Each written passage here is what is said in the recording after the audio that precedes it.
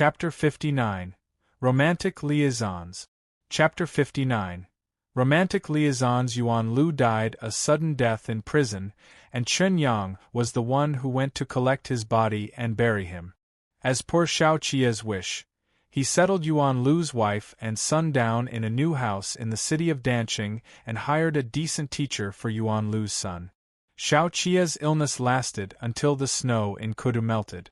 By the time he could step out to attend court sessions, Shi Hongxian had already been promoted to the secretary of the Bureau of Evaluations. Shen Zichuan returned the Imperial Army's waist token to Xiao Qia. In the time Xiao Qia took the token, he eyed Shen Zichuan all over thoroughly. "Thanks." Xiao Qia extracted the waist token from Shen Zichuan's hand. "Your Excellency the Judge. I'm not deserving of it."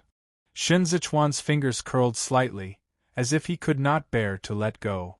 Xiao Qia swung the waist token and said, "Got attached to it?" Shen Zichuan laughed and said, "Yeah, got used to feeling it these days." Xiao Qia saw that the people around them had all retreated far away from them, so he said, "It's too pathetic to just feel my waist token alone." Shen Zichuan clasped his hands behind him and said to him, "You've just recovered from a major illness.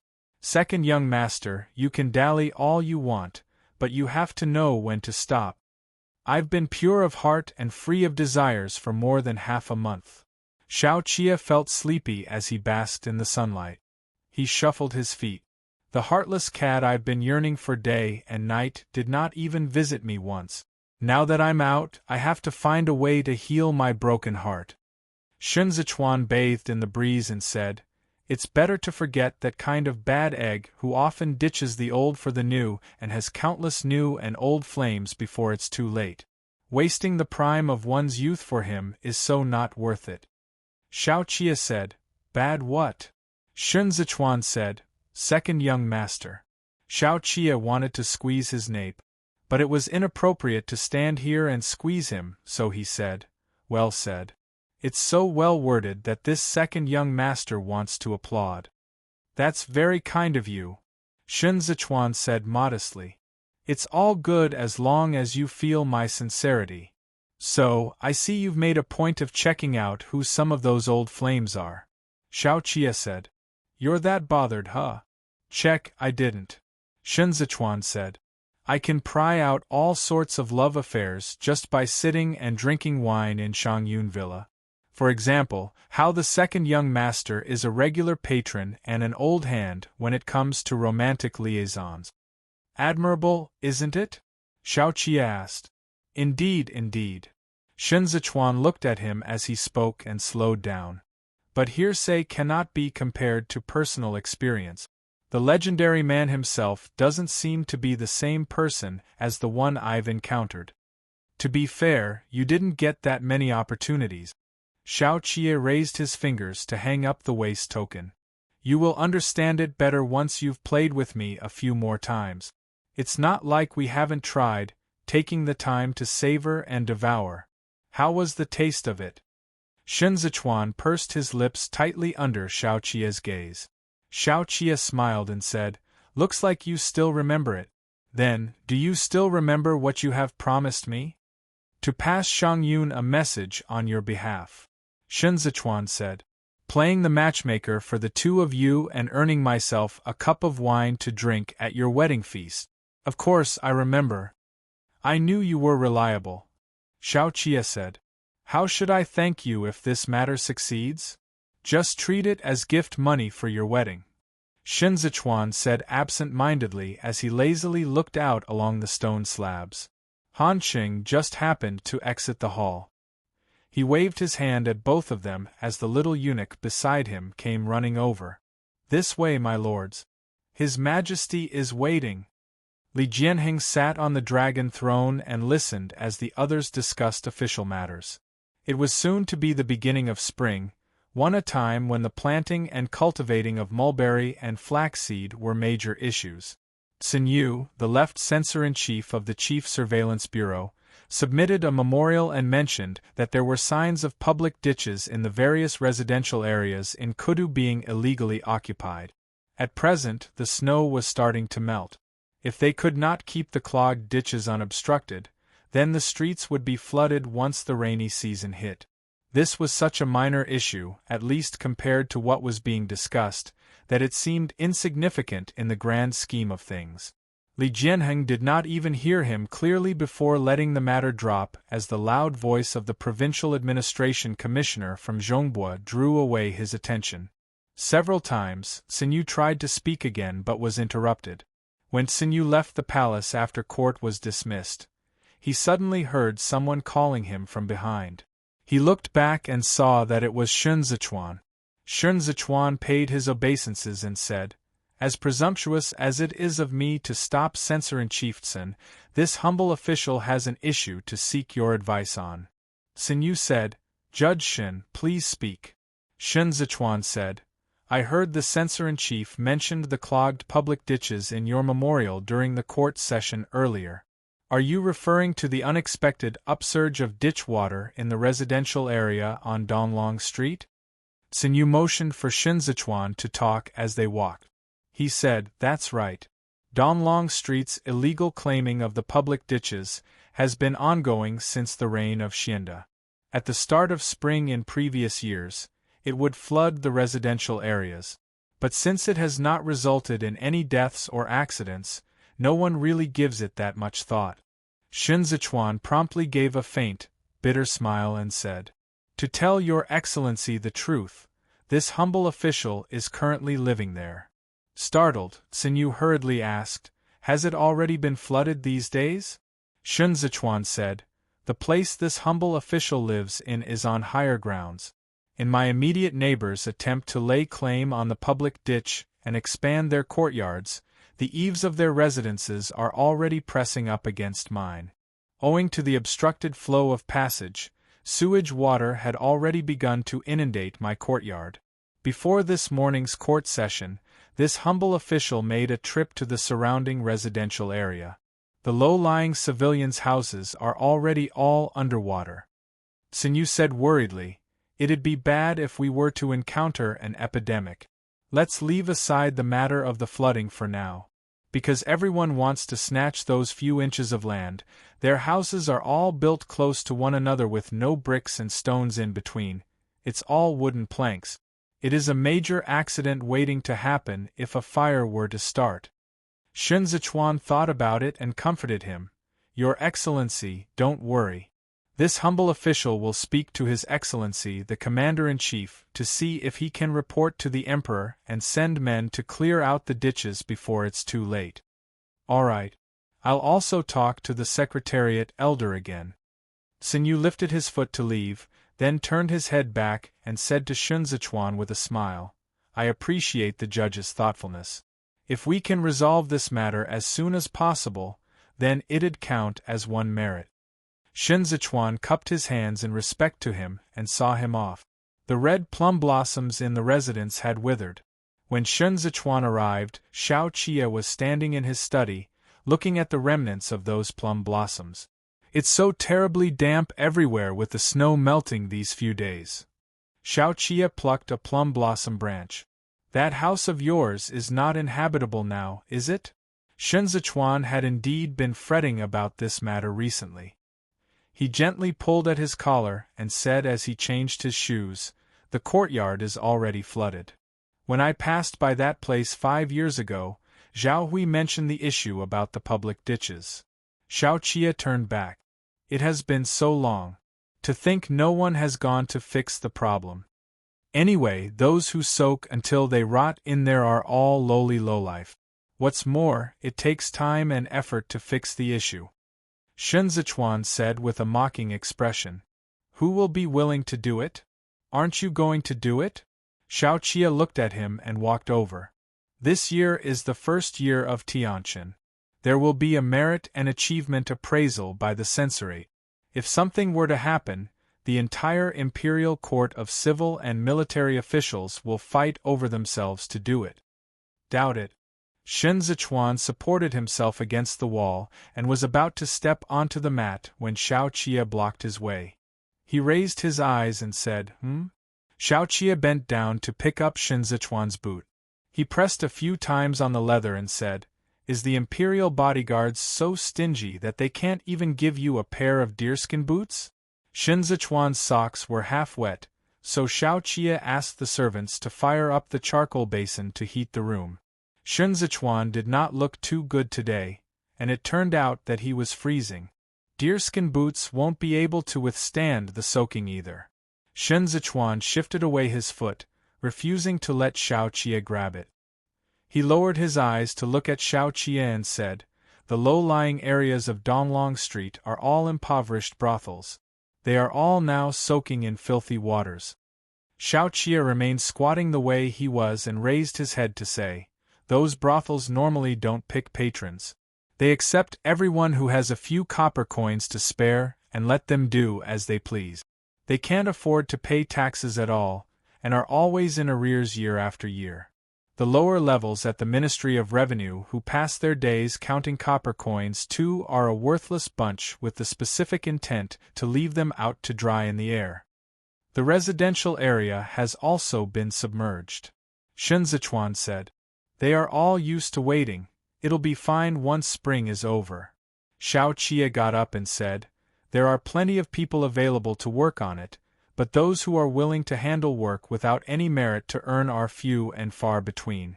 I have yet to eat after court dismissal today. Let's have our meal together." The maidservant came over to prepare wooden clogs for Shen Zichuan. Even after putting on the wooden clogs, they did not make him taller than Xiao Qie. Xiao Qie looked at Shen Zichuan's slender and pretty ankles in those socks and thought of the medicine the latter had been consuming in the past. "I don't see you gaining weight during the new year." Xiao Qie pushed the door open and led him outside. "I'm so busy that I only sleep for 4 hours a day." Shen Zichuan pattered on the ground with his clogs. "I initially thought that the southern judge was an idle position with little to do. Who knew that the ways of the military craftsman would be that many? If Shi Hongxian can't keep you..." Xiao Qie turned his head aside. "Switch over to this second young master's camp while you still can. Then I reckon I won't even have 4 hours to sleep." Shen Zichuan followed after him. The remaining men from the imperial bodyguards are mostly those who inherited the positions and follow in their father's footsteps. They rely on their ancestors for their meals. The benefits that come with the imperial army aren't worth much in their eyes. The snow was in the midst of melting these few days, and so the yard was wet as well. Xiao Qie strode across the water puddle and turned back to look at Shen Zichuan for a moment. Although Shen Zichuan was wearing the clogs, the hem of his lunar white 3-robe would trail into the water unless he held it up. At present it was already dark. Their surrounding was bright and clear set against the backdrop of the white, charming moon hanging up high far on the horizon. The contrast also made Shen Zichuan's reflection in the water puddle thin and pleasing. He was so focused on the road as he spoke that he did not notice when Xiao Qie had stopped. He lifted his white robe and, like a child, skipped over the water puddle and landed right before Xiao Qie. Without even thinking, Xiao Qie leaned over to hug him around his waist and hoist him over his shoulder. The wooden clogs slipped to the ground and Xiao Qie picked them up. With one hand carrying the wooden clogs and one hand around Shen Zichuan, he headed back to the house where they had drank wine the last time. Chen Yang retreated several steps back and gestured to the guards at the back, dismissing everyone in the yard with a silent wave of his hand. Ding Tao did not dare to utter a sound on the rooftop and only showed his eyes as he watched the second young master carry Shen Zichuan over his shoulder. Qiao Tianyao and Gu Jin each squatted at the projecting tiles of the eaves and took a sip of wine in unison. "You didn't look too good this morning," Xiao Qie said. "You're burning up. Have you fallen ill?" Sprawled over his shoulder, Shen Zichuan watched the moon on the ground and said, "Perhaps.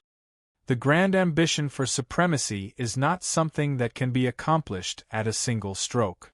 Xiao Qie ascended the stairs and kicked the door open. "Life is the most precious of all. This wasn't what you said back then when you hated me." Shen Zichuan landed on a mass of softness. He gazed at Xiao Qie. "Just a minor illness. I'll sleep it off." Without looking at him, Xiao Qia took off his own shoes and removed his outer robe. The maidservants entered in a single, ordered file and set the plates on the small table to serve up the dishes. Shen Zichuan finished washing his hands and was about to pull at his collar again when Xiao Qia reached out his hand from the side to pull it for him. He used his fingers to part the collar gently and saw some red rashes. "It's been too damp lately." Shen Zichuan nudged away Xiao Qia's hand with the back of his hand. In order to stake their claims on the site, the eaves of the neighbors' houses have even blocked out all the light. Xiao Qia seemed to pay it no mind and let the matter drop with an aha. Both men took their seat. As they were eating, Xiao Qia said, "That residence of yours is no longer befitting of your status. Why haven't you moved?" Shen Zichuan replied, "It's close to Zhao Zui Temple, which makes it convenient for me to see Shifu. It's also on Donglong Street. If there are any movements from Shihongxian, it'd be easier to look into it." Xiao Qia watched him eat and said, "Ji Gangshifu can't keep staying at Zhao Zui Temple as an errand runner. It'd be more convenient for you to act if you were to relocate and live together." Shen Zichuan said, "Let me see if I can find any suitable residences these days." As a matter of fact, he still had Grand Mentor Chi's residence in his hands. But it would not do for him to live in that residence now. It was too ostentatious and would draw too much attention. Moving house was simple. What was hard was that Shihongxian was keeping a close watch on him. He dared not put his Shifu and teacher at risk. It was already very late after their meal, and the weather was still cold. Shen Zichuan stood up and prepared to take his leave, but Xiao Qia opened the windows and let out a whistle at the rooftop. 3 guards plus 1 Meng poked their heads out in unison. Propping himself against the window ledge, Xiao Qia watched Shen Zichuan pick his coat up and said to them, "Close the doors. His Excellency the Judge is not leaving tonight." Shen Zichuan looked back. Xiao Qia did not smile. His flippancy in the morning seemed to have been blown away by the night wind. Concealed in those eyes were the secluded forest and thick fog, made even more hazy and deep under the moonlight. Perhaps he is really an old hand when it comes to romantic liaisons, Shen Zichuan thought. Just the expression in these eyes of his alone was enough. Chapter 60, Shackles. Chapter 60. Shackles. With early spring approaching, many troublesome matters have cropped up. We have yet to discuss a plan today. It wouldn't be easy to see each other again if you just leave now. Xiao Qia said, "So rest up here tonight." Shen Zichuan broke into a smile and said, "No hanky-panky." The way he enunciated these words were melodious, with a hint of sensual suggestiveness lingering on the tip of his tongue. His eyes were clearly stirring up the waves of lust.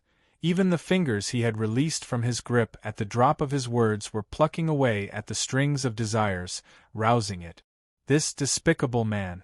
Xiao Qia watched Shen Zichuan intently and thought to himself, this was the real bad egg.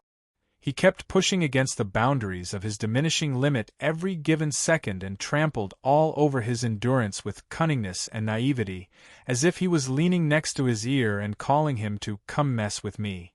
The tail of the sinner that was this fox tickled its way to his legs, his eyes full of tease. Serious matters. Xiao Qia closed the windows.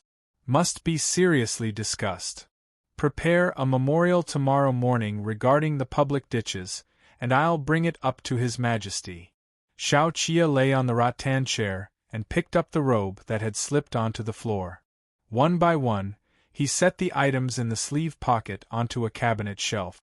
"You can't." Shen Zichuan soaked in the bathwater and said after giving it some thought, "You're the viceroy of the Imperial Army. You are not in charge of the official proceedings of public works, nor the complaints of the commoners. It does not concern you. You will definitely draw suspicion to yourself if you submit a memorial out of the blue. Then you bring it up. You live there, so it is not strange for you to mention it. I'll make a note to go along as the accompanying supervisor." Xiao Qia fished out an ivory folding fan. He asked, "Why are you carrying an ivory one?" The literati, who kept items of elegance in their sleeves and were particular about portraying themselves as distinguished and sophisticated, viewed the likes of ivory and ebony as the most unbearably vulgar. Therefore, descendants of the noble clans would never bring with them folding fans made of sandalwood or ivory as they went out, regardless of whether they were well read in the classics or not. Most used folding fans of mozo bamboo, adorned with calligraphy by famous calligraphers. Shen Zichuan said, "For fun. Such an uncouth object suits me the best." He had stayed in Zhao Zui Temple for 5 years, so he could not engage in literary pursuits with the noble descendants. He had to be an uncouth commoner who was a culture snob feigning to be refined. Only this would be right, and only this would be fitting. So besides the ivory folding fan that he always carried with him, he had picked the most expensive-looking kind for his jade pendant that he hung by his waist. Having done groping around Shen Zichuan's sleeve pocket, Xiao Qia realized that they were truly polar opposite. Xiao Qia's likes and dislikes seemed to be clearly distinguished on the outside. Yet if one had really dug deeper, they would realize that these distinctions were rather murky. Most of the activities he seemed to indulge in could be forgotten as soon as he closed his eyes. There were none that he truly took to heart. On the contrary, what seemed to be shady deals he engaged in to get by were the results of his own sweat and blood. He did not have a favorite dish, nor did he have a favorite wine. All one could say when the topic was brought up was that the second young master loves to drink. But what exactly did the second young master like to drink? No one could really say. On the other hand, Shen Zichuan looked as though he had no preferences and could go along with anything. But feel him up a little, and one would be able to get a clear grasp on his likes and dislikes. He did not like strong bitter tea, just one sip and he would never ever touch it a second time. He loved eating fish. As long as the location was right and no one was watching, he could debone the fish just as cleanly and neatly as a cat.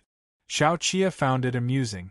It was as if he had seen Shen Zichuan's soft spots, Shen Zichuan's waist, Shen Zichuan's back, Shen Zichuan's shoulder blades. He could recognize all these, even with his eyes closed. A boaster. One Xiao Qia thought to himself with lowered eyes as he held the robes.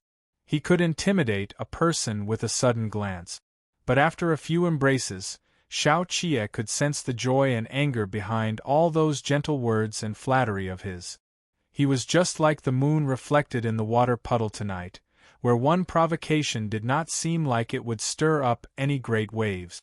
But in fact, he had already put a black mark against you in his book and would find the next opportunity to kick back at you. Shen Zichuan came out with his robe draped over his shoulders. His hair was still damp. Turning his head, he saw Xiao Qia seated in the chair, playing with that ivory folding of his. His own clothes were neatly hung at the side. "We aren't done discussing." Xiao Qia stood up. "Drink the ginger soup and sit down to talk." Shen Zichuan stretched out his hand to raise the curtains, but Xiao Qia beat him to it and raised it with the fan. Both men stepped out. Most of the lights in the inner chamber were already extinguished, leaving only a glazed lamp lit. Shen Zichuan felt a little hot. After downing a bowl of ginger soup, he felt better. Although he was fine during the day, he was feeling dizzy and heavy-headed now. Shi Hongxian has been transferred to the Ministry of Revenue. The assessment for officials is around the corner, and he's in the Bureau of Evaluations. Xiao Qia said, "This will interfere with the officials' observational appraisals from the inspections. Did you come up with this idea for him?" Shen Zichuan shook his head with the ginger soup in his mouth. After swallowing it down, he said, "It should be Xue Xiujua's idea. I have men in both the Ministry of Rights and the Ministry of War. If they were to be transferred out because of the assessment this round," Xiao Qia looked at him, "then our losses will far outweigh the gains." Shen Zichuan nodded and said, "This isn't something to worry too much about. Other than the connection through marriage between the Vice Minister of the Ministry of Rights, Jiang Su, and the Deputy General, Zhao Hui, the others aren't too conspicuous. I can't see how Shueshyoshua would get a thorough read on you either. Just let everyone conduct their businesses as usual. Besides, the inspections and assessments won't be carried out by just one clan. Secretariat Elder Hai will send his men over too. Shi Hongxian won't dare to act too brazenly. The inspection this time concerns Zhongbua. The snowstorm a while back has brought hardships upon Zhongbua. 10 or so people in total have died one after another. Hai Liangyi should be sending an official over this year to rectify the problem. Xiao Qie said. Zhongbua. Shen Zichuan seemed to think back on it. Zhongbua isn't easy to manage now. Should they send a literary official, he can't be guaranteed to hold up his own against the bandits, nor will he be able to command the newly dispatched garrison troops. There needs to be a proper plan for this place. Even Secretariat Elder Hai himself would have to fret over it. At present, there is no suitable candidate in Kudu. It's all negotiable as long as the one assigned is not from the noble clan. Sizhou has a bearing on the northeast provisions bridle path. It'd be inviting trouble if Sizhou were to fall into their hands. There is a need to plan ahead for rainy days, plan ahead for rainy days. Xiao Qie softened his tone as he looked at Shen Zichuan's weary face.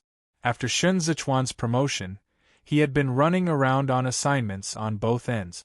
At night, he often had to be at Ohua Pavilion and socialize with Shi Hongxian, who had fair maidens in his arms and a position with practically no obligations.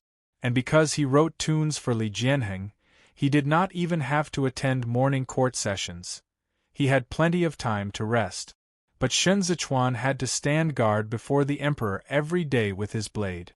He did not sleep at night, and in the day, he even had to deal with military craftsmen of all sorts.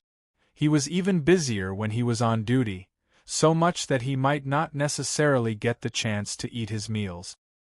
He did not even have the time to bother about his residence on Donglong Street, which had been devoid of light due to the blockage of the protruding edges of his neighbor's eaves. It was only yesterday that he realized that his courtyard was already flooded. The bedding in the house was so damp that there was no way he could stay there. He could send Xiao Tianya over to Zhao Zui Temple to stay with his shifu and teacher. But he himself was not at liberty to. He looked even thinner now, let alone talk about gaining weight after the new year. Xiao Qie watched him for a long time, then reached out his hand across the small table to stroke Shen Zichuan's cheek. That cheek was unbelievably scalding hot. It was far from a little hot. Medicine had yet to be applied on the rashes on his neck. Xiao Qie wanted to call out to him, and yet at the same time, he did not feel like doing so. But his touch woke Shen Zichuan up. Shen Zichuan braced himself to keep his spirits up and said, we do have to plan ahead for rainy days. The hereditary prince, before he could finish his words, Xiao Qie had already leaned over to him. Xiao Qie's arms were strong and sturdy, and it was effortless for him to pick up Shen Zichuan. The bowl on the table was knocked over, and Xiao Qie used his leg to kick it away as he said in a leisurely and carefree manner, "This second young master will now take you to the nuptial chamber." Shen Zichuan wiped the sweat from his forehead and let himself hang over him, saying, "Have we already finished discussing the serious matters tonight? We're done."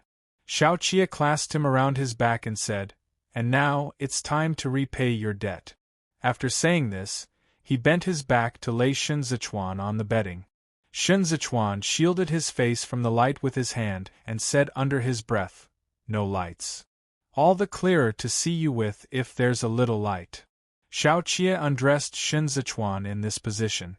Shen Zichuan's chest was exposed, and he suddenly felt a coldness on his nape. He looked at Xiao Qie through the gaps between his fingers. Xiao Qie dipped his fingers into the ointment and dabbed it on the rashes. This whole process was as if he was oiling a piece of jade. The more he applied, the smoother it felt. It was so smooth Xiao Qie's heart was wavering out of control. He really did not have the makings of a gentleman. "I'll have to tie you up in a while, so you don't roll all over the place. Otherwise, this ointment would have been applied in vain." Xiao Qie closed the ointment box and took out a handkerchief to wipe his fingers slowly as he sat on the edge of the bed. He said self-mockingly, "You are the only one this second young master has ever served in his life." Shen Zichuan slipped into the bedding and turned his head aside to sleep. Xiao Qie sat for a while before he rose to blow out the last lamp.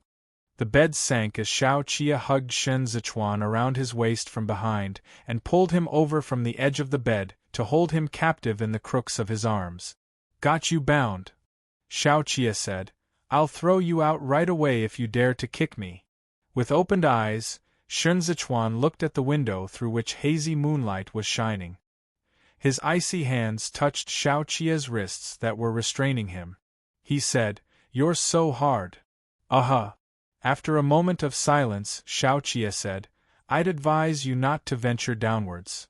Shen Zichuan endured it for a while before saying, "I'm talking about your waist token." "Is it the waist token?" Xiao Qie tilted his head slightly to the side and pressed it down beside Shen Zichuan's ear. He repeated, "Is it the waist token?" His words scalded Shen Zichuan. Xiao Qie said, "You can't take it when I bite your ears, and you start trembling when I just ask a few questions. How dare you laugh at me for being rusty in bed when this is all you've got?"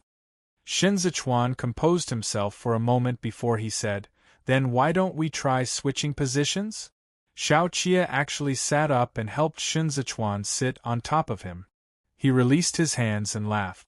"Undressing the robes or unbuckling the belts?" Xiao Qie said, "Do as you please." There was no knowing whether Shen Zichuan was too sick or too feverish, but his breathing was in disarray, and he was not as composed as he always was. He said softly, "Tonight."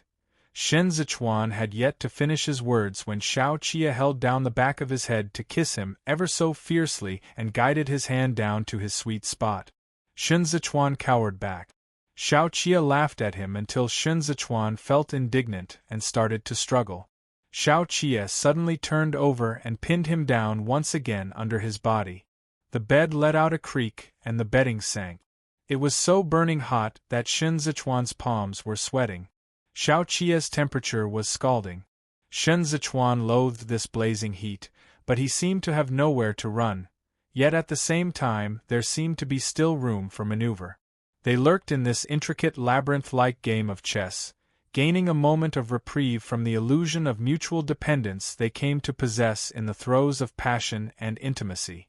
Once they sank deep into indulgence, the feeling of ecstasy urged them onward.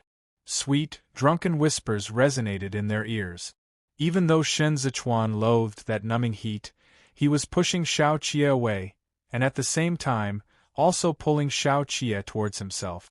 Xiao Qie tore away those clothes and pushed himself up along Shen Zichuan's back. Just as Xiao Qie had fantasized when he sat in the rattan chair, he did not miss a single inch of Shen Zichuan.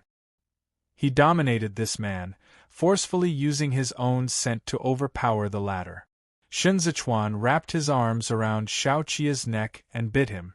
The two nuzzled the tips of their noses together, once again forging an extraordinary closeness in this moment of madness and depravity. Kissing him, Xiao Qie said, "You're insane." Those torrents of bites that fell like a raging storm gradually settled into tender kisses, and the softness of lips and tongues dissolved away all defenses. It was under these intermittent murmurs of words that the insane man fell asleep. Xiao Qie caressed Shen Zichuan's cheek with his thumb and propped himself up slightly. Shen Zichuan was still grasping some of Xiao Qie's hair between his fingers as he slept soundly. Xiao Qie lowered his head and scrutinized him.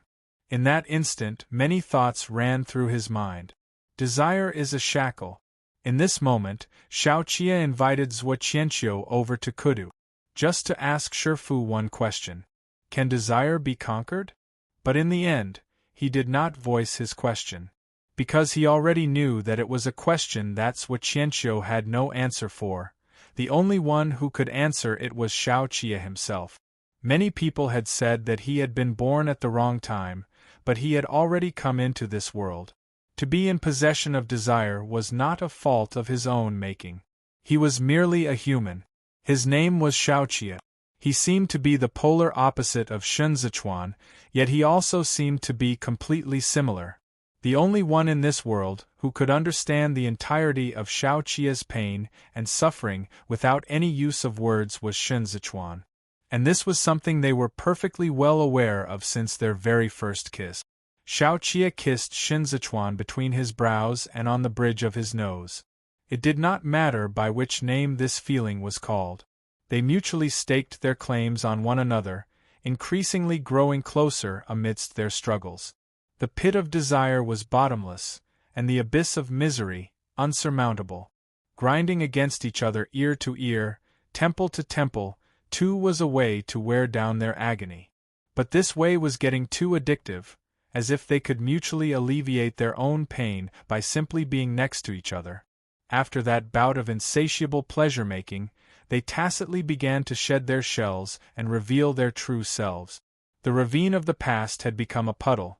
It was as if all it took was a single leap or a single helping hand to stride over it before merging once again into one.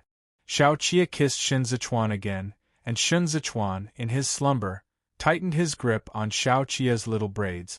Ripples washed over the white moon in the water puddle under the abundance of cool breeze, while the heartbreaker and the lover boy slept the entire night away nestled under the blanket of the moonlight.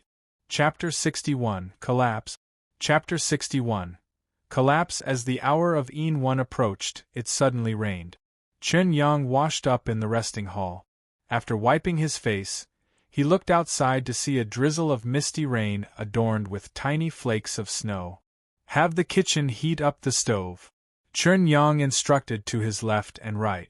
Serve up the medicine for colds while it's hot, then prepare the ginger soup. Has Master and the judge's official robes been steamed? Send them over quickly. It's raining and snowing today, and the ground is slippery. Be careful when you go in and out to serve. Don't fall, lest you make a disgrace of yourself.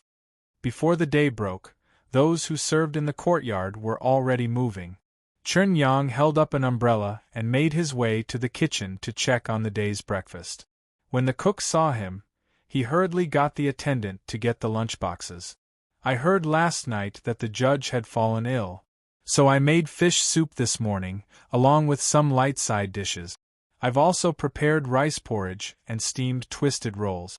The cook personally handed the lunchboxes to Chen Yang. These are breakfast for you gentlemen. All of you have been on guard the entire night last night. Drink something hot to dispel the chill. Chen Yang laughed when he touched the lunchboxes and said, All right. You even prepare Shaojiu wine 3 for Gu Jin. I shall thank you on his behalf. Get someone to serve up Master's breakfast without delay. I'll hurry over to wait on him first. The cook sent him out, and the attendant wanted to continue sending him on his way. Chen Yang turned the ladder down and hurried back to the courtyard with his umbrella up. The 3 meals of guards like them cannot be touched by anyone else. They could only take turns to get it themselves. This was a hard and fast rule that had been laid down back in Libei. Chen Yang arrived at the courtyard and called down the other 3 men. They opened the lunch boxes and stood together to have their meals. Biting on the steamed bun, Ding Tao looked at the house and said, Master is up. Gu Jin said, Is the horse carriage ready? He's running a little late today. Chen Yang nodded and said, I didn't expect it to rain today. Master still has to soak in the rain later when he arrives at the palace and waits to sign his name. His Excellency the judge's cold won't go away for quite a while. Does he not plan to take a leave of absence? Who's he asking? Gu Jin and Ding Tao looked at each other, then simultaneously looked at Xiao Tianya, who had come along for the free meal. Xiao Tianya drank the porridge in one mouthful and held up a finger. Before he could speak, the other 3 said in unison, Swallow. He swallowed and said, He won't dare to take even a day off. My master is still considered a newly appointed official. How would he dare to be the first to take leave when the senior above him is still fine? He can't be busier than the commander-in-chief, can he? Ding Tao said, You imperial bodyguards are really no good. Even when it comes to falling sick, you have to talk about seniority. Xiao Tianya said, It can't be helped. Everyone at the top and bottom is watching. As the four of them ate and chatted, the door on the other side opened. The maidservants entered and exited with serving trays in hands. Shen Zichuan was drenched in sweat after being embraced by Xiao Qia for the entire night. The rashes on his neck had not gone away. Xiao Qia had already put on his clothes. Seeing that Shen Zichuan still did not look too good, he set his fingers against Shen Zichuan's forehead and said, "The medicine is on the table. Drink it while it's hot." Shen Zichuan put on his boots and got off to drink the medicine before he draped his clothes around him to put it on. Both men stood back to back before the mirror amid the rustling sound of clothes scraping across skins and fabrics. Shen Zichuan fastened his waist belt and pushed the window open to look at the sky. He said, "This rain really comes at a bad time. There's no movement last night. It's still not too late to unclog the ditches today." Xiao Qia came closer. The maidservant behind him who was trying to put on his crown for him could not reach him, so Shen Zichuan reached out to take it. Xiao Qia propped himself against the window, and Shen Zichuan put it on for him. Both men locked gazes with one another. "Smells bitter," Xiao Qia said. "If you come any closer," Shen Zichuan said, "the smell will be even stronger." The maidservants at the sides lowered themselves, not daring to make a sound. Qiao Tianyao was already holding up the umbrella just before they stepped out. Shen Zichuan descended the stairs. He had yet to walk out of the courtyard when he saw Tantai Hu hurrying over. Tantai Hu still did not look too good when he saw Shen Zichuan, but he still bowed to him in greeting before striding up the stairs in a hurry. "Lao Hu!" Chen Yang greeted him. "What's the matter?" Xiao Qia had already come out. Gu Jin put on his cloak for him, while Xiao Qia looked at Tantai Hu and said nothing. Tantai Hu kneeled on one knee and reported in an urgent tone. "Viceroy, the Donglong Street Patrol Squad sent back word earlier that Ohua Pavilion has collapsed." Shen Zichuan halted in his tracks and waited for Tantai Hu to continue. Tantai Hu wiped away the rainwater on his face and said, "It's one thing for it to collapse on the second young master of the Shi clan. But who knew His Majesty was inside too?" Xiao Qia's gaze was cutting cold. As he raised his head, the rain and snow fell even harder. Shen Zichuan took large strides out of the office. Gu Qingqing was already waiting at the bottom of the stairs. As Shen Zichuan hung up his waist token, he said, "Tell me the details." The imperial bodyguards swiftly followed him out of the courtyard. With a hand on his blade, Gu Qingqing whispered, "His Majesty sneaked out on the sly. No one knew about this when the building collapsed this morning.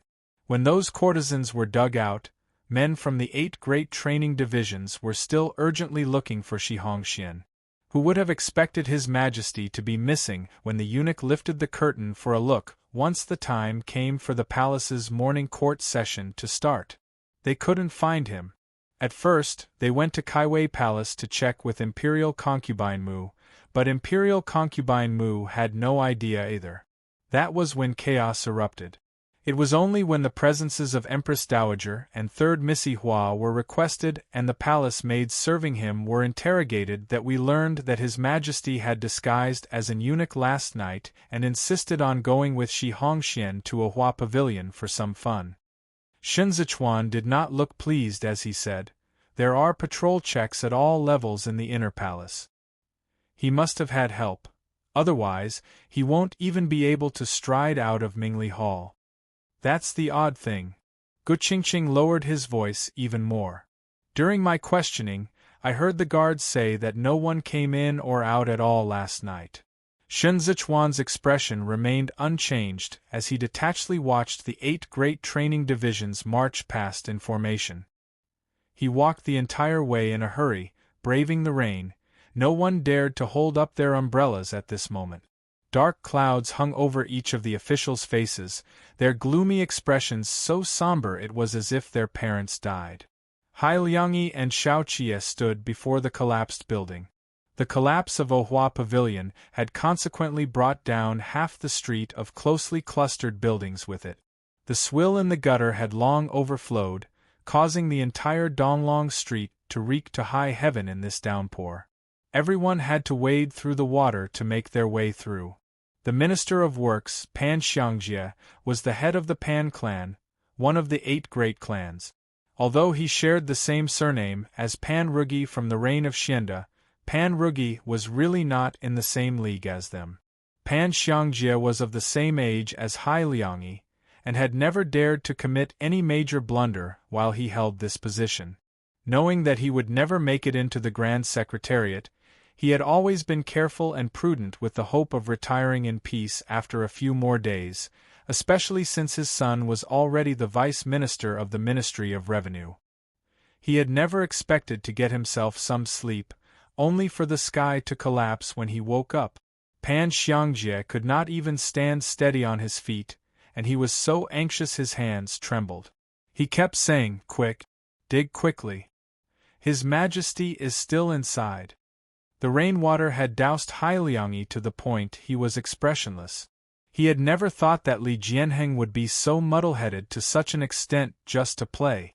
Several times, he wiped away the rainwater, looking as though he was also wiping away his tears. He said to Xiaoqie, "Dig. Rescue His Majesty first." Xiaoqie took off his cloak and waded his way down through the water to take a look at the situation. The current stand-in for the 8 great training divisions was Han Cheng's younger brother, Han Jin.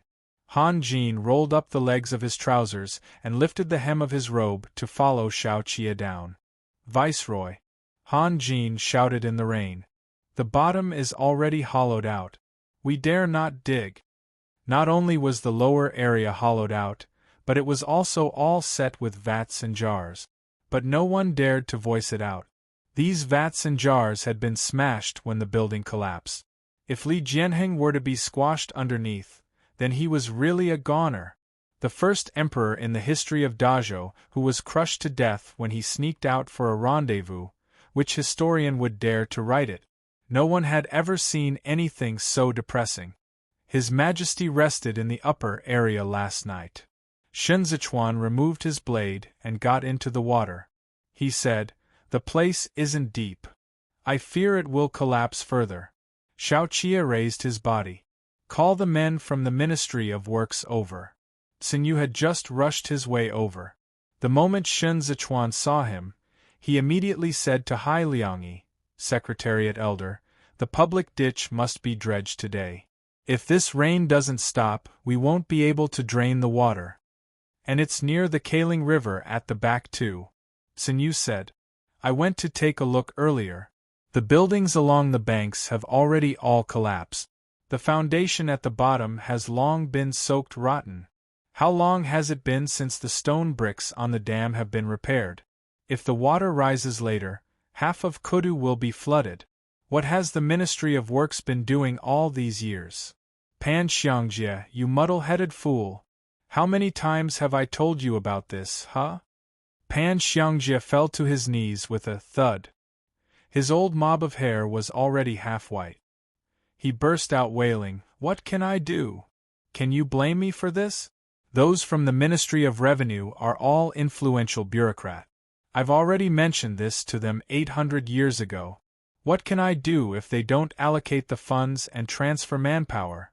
Sinshuani, what can I do?" He scooped up this swill water, unable to speak as he choked with sobs.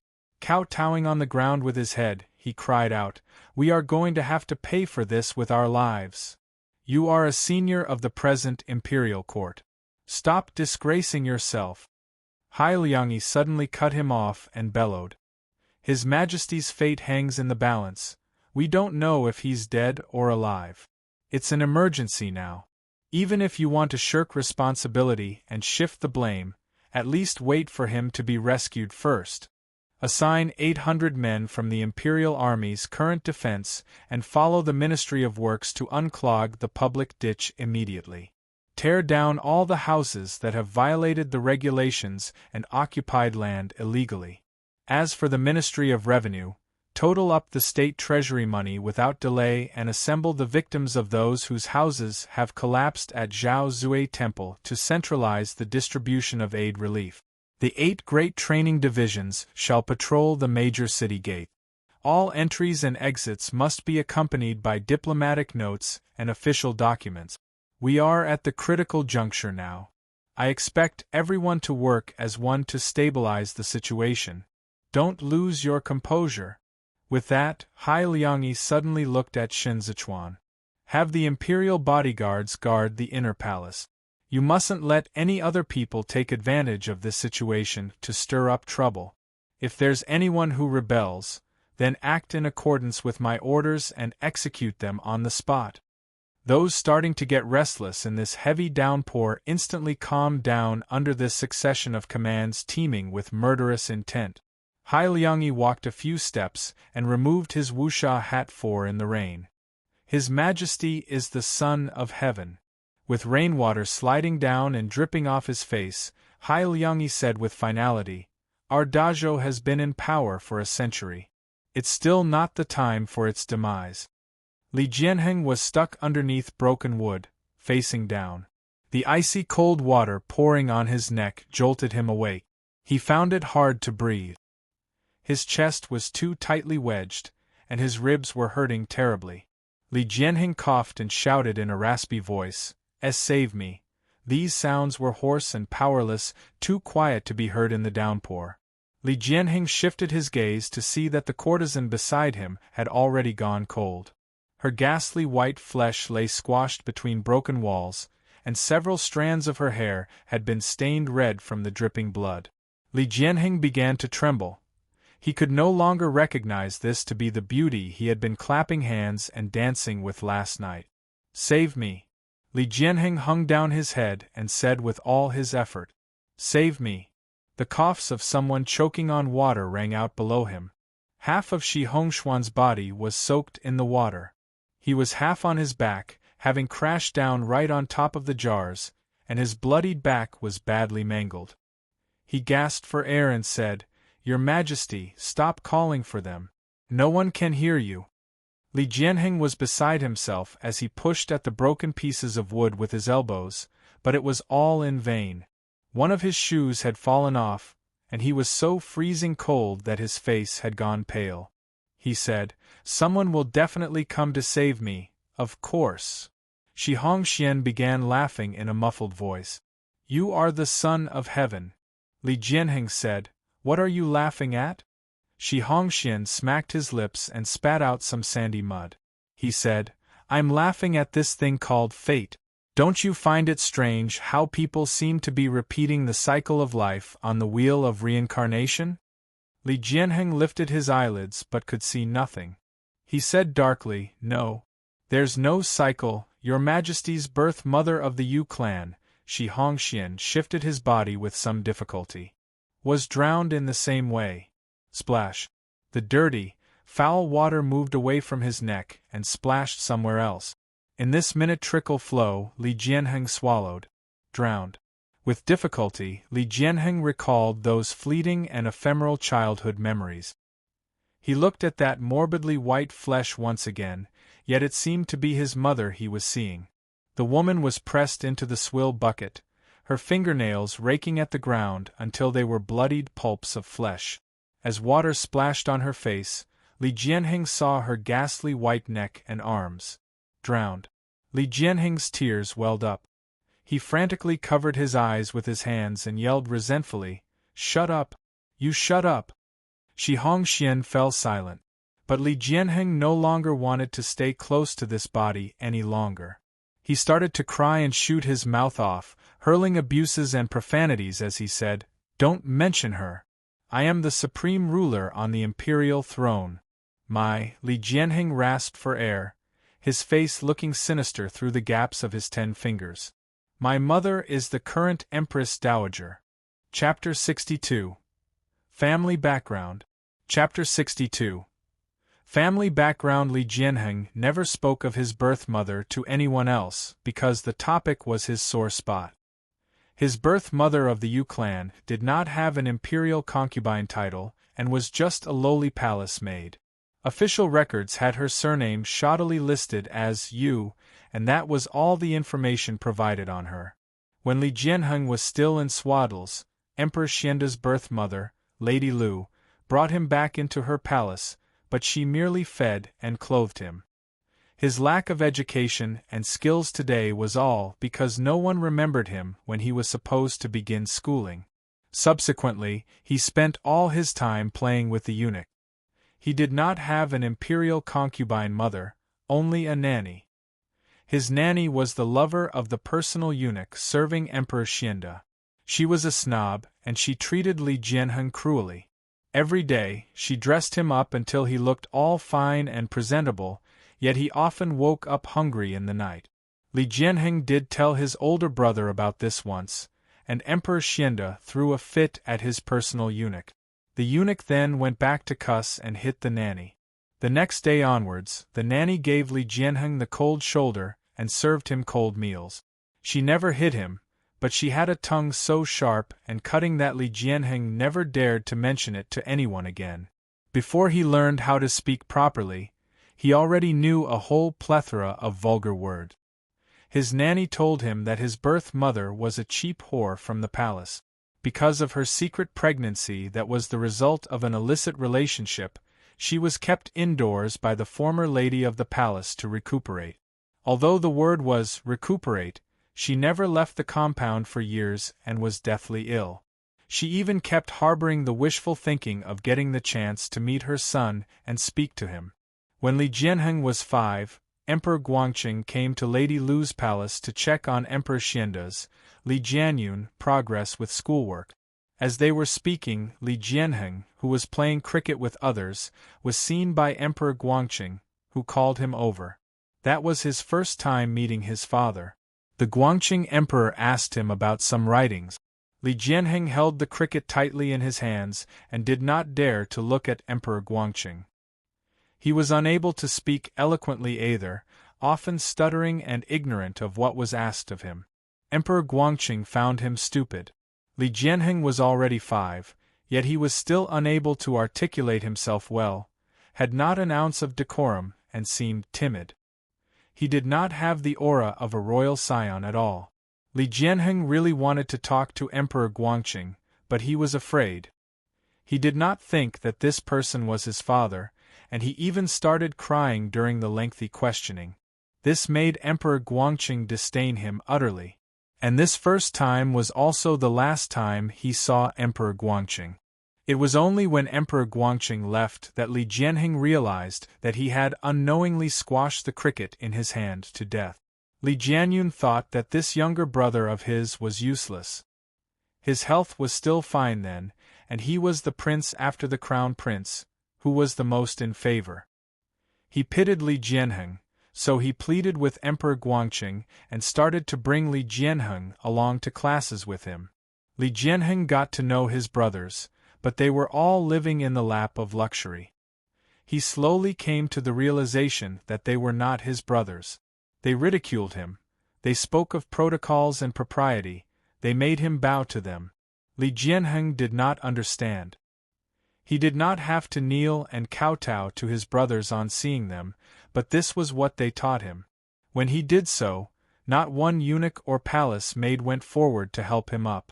It was only when the crown prince and Li Jianyun were around that everyone acted with brotherly affection like kin brothers. Li Jianheng would not say a word about it, and he had no one to tell either. Gradually, he stopped going to school on time. He started to play the fox with Li Jianyun, feigning illness and sleeping in. He would not go if he could help it. Li Jianyun felt that Li Jianheng was a lost cause who could not be taught and set straight. Subsequently, he came to give up too. There was a time when Li Jianheng followed a eunuch through a dog-hole. He squeezed his way through, and the eunuchs covered their mouths to snicker at him. They gave him candies from the imperial bakery. He was like a puppy seeking food, one that had been coaxed into wagging his tail by those few melted candies. It was in that dog-hole he obtained a lot of food he had never sampled before, and it was also from that dog-hole he saw his mother. Li Jianheng did not recognize Lady Yu. The eunuch egged Li Jianheng on, calling Yu a feeble invalid, so Li Jianheng spat at her and called her the same. Lady Yu leaned against the wall, crying as she looked at him. Li Jianheng found this woman eccentric.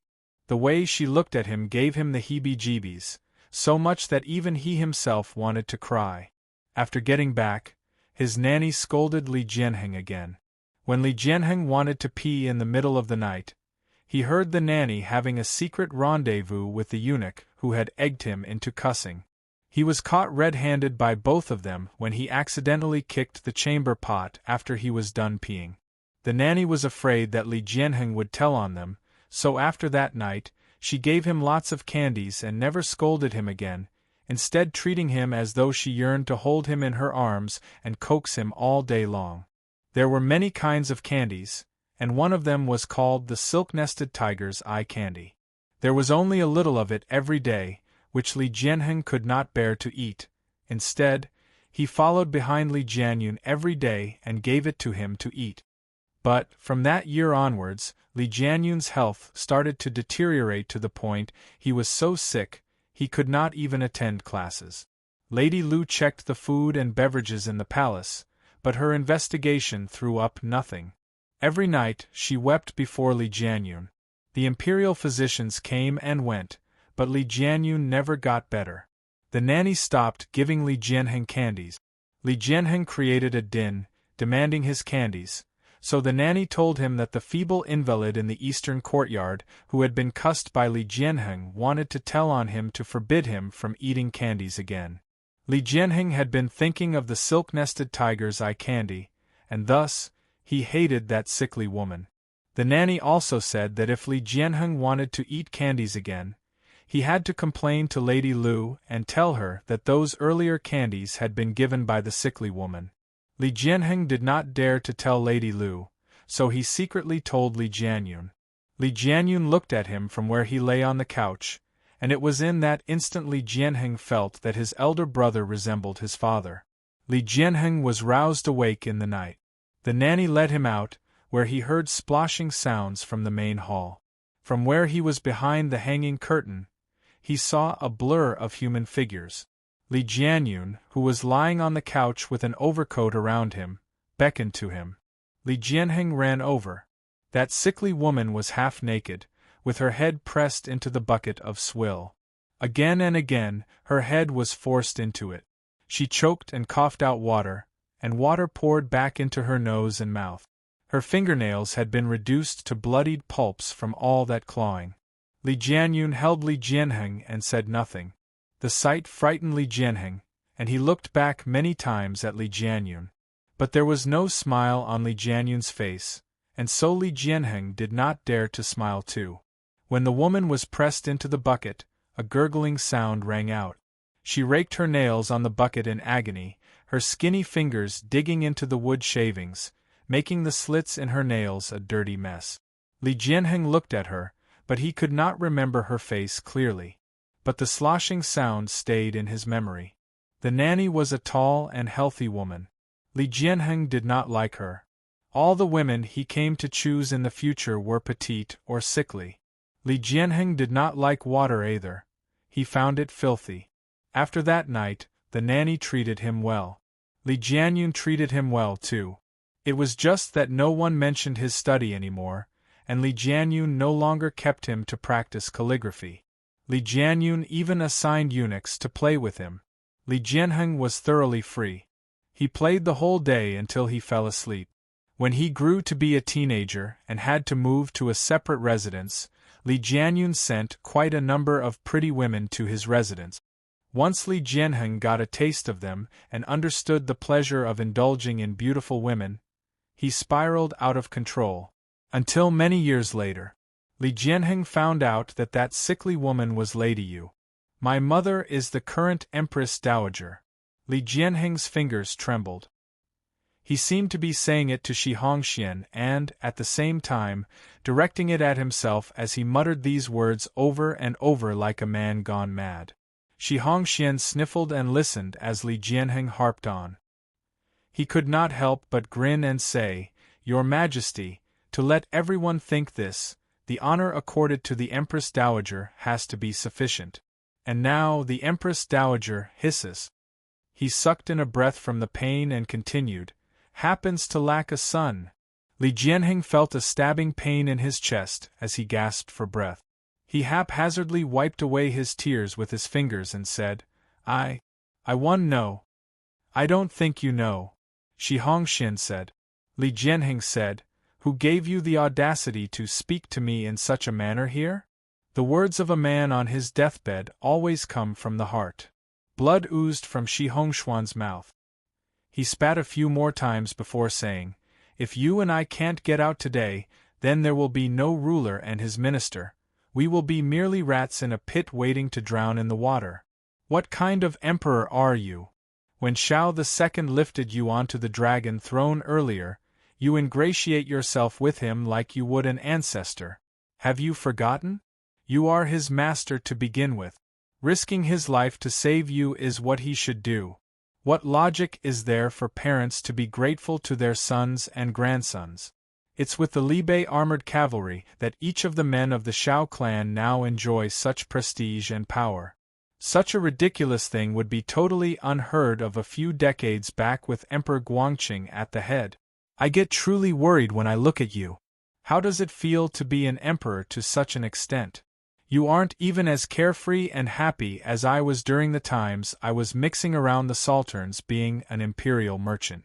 If you're going to remain in this position and suffer such trifle indignities, you might as well drown here with me today. Hurting from having spoken such a big chunk, he grimaced in pain and spent a moment to take a breather. As he listened to Li Jianheng's sobs, he suddenly began to choke with sobs too. Your Majesty, Shi Hongxian laid bare his feelings and said, My mother was a woman from Qinzhou. She was of lowly birth. She could win my father's favor because her mother's old man earned some money by relying on the pointers given by the preceding old Madame Yao. Look at me. I am the second son of lawful birth, but instead of living like a man, I lead a dog's life back at home. Why do you think I dared to head down to the Sioux Sea when I was 18 to beg for a living among the wind and waves there? It's all because my parents were biased and handed this massive family fortune to my eldest brother. Later, I met with a disaster at sea. With my constitution wrecked, I had to recuperate in Qinzhou for more than half a year. See how horrifyingly obese I am. It's all from the nourishments I downed back then to preserve my life. Ugly, right? Ha! But before I was injured, I was also a handsome man in Qinzhou. Before I left, I met a woman whom I loved very much. We were engaged to get married before I set out to sea. But when I returned, she had already married someone else. She became my dear sister-in-law. What a great elder brother Shi Guan is. He even had to take care of my woman for me when he heard that I had met with difficulty. Where else can I find such a wonderful elder brother? I'll thank him all my life. Shi Hongxian cried and laughed as he spoke in this dimmed, damp, and narrow place. I'll freaking thank him all my life. Your Majesty, who in this world isn't pitiful? Are you willing to let me be the Grand Secretary who holds sway over the imperial court and commoners because you pity me? You pity Shao II. And let him become the tremendously popular viceroy in Kudu for a time. But who will pity you? If Shao II is truly sincere towards you, then would he have let Shao Jiming say that kind of words before you? Isn't that just abusing his power to bully people around? Then look again at that Xin VIII, who has landed himself Xin Wei as his old man. Is the imperial prison such a fun place to be in? He fell into Ji Lei's hand at 15 years of age, and was whipped and flayed so badly it was as if he had taken a tumble in hell itself. He may be out of there now, but look at him, he has clearly grown into a specter. Everyone in the world is pitiful. If you pity each and every one of them, then how are you going to be an emperor? As the saying goes, every man for himself, and the devil takes the hindmost. One has to look out for their own interests first. Your Majesty, don't listen to all those garrulous people who speak of the lowly origins of their mothers and the likes. Your surname is Li and mine is Shi. For us, that's enough. Men are born to be distinguished between the superior and the inferior, the lowly and the nobles. All those rhetorical questions insinuating no one is born to be ruling classes too are just to goad and egg on fools.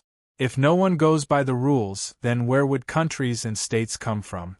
Your name is Li Jianheng, and therefore you are born superior to him, Shao Qie. What are you afraid of even if his Shao clan dares to harbor wicked intentions?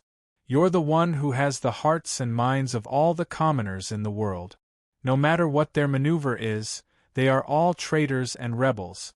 Who in the world would dare to disobey if you raise your arms and make the call? This is what the Son of Heaven is. This is what the Son of Heaven is. Li Jianheng found these words so rousing and enlightening that it snapped him to his senses.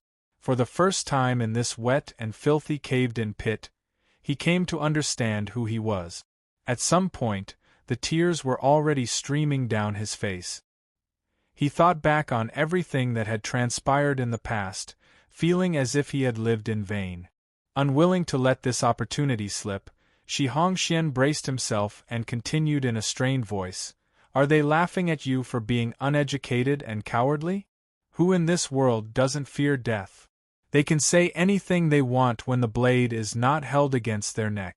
But when it is, 9 out of 10 will pee in their pants. You are the emperor, not an artisan.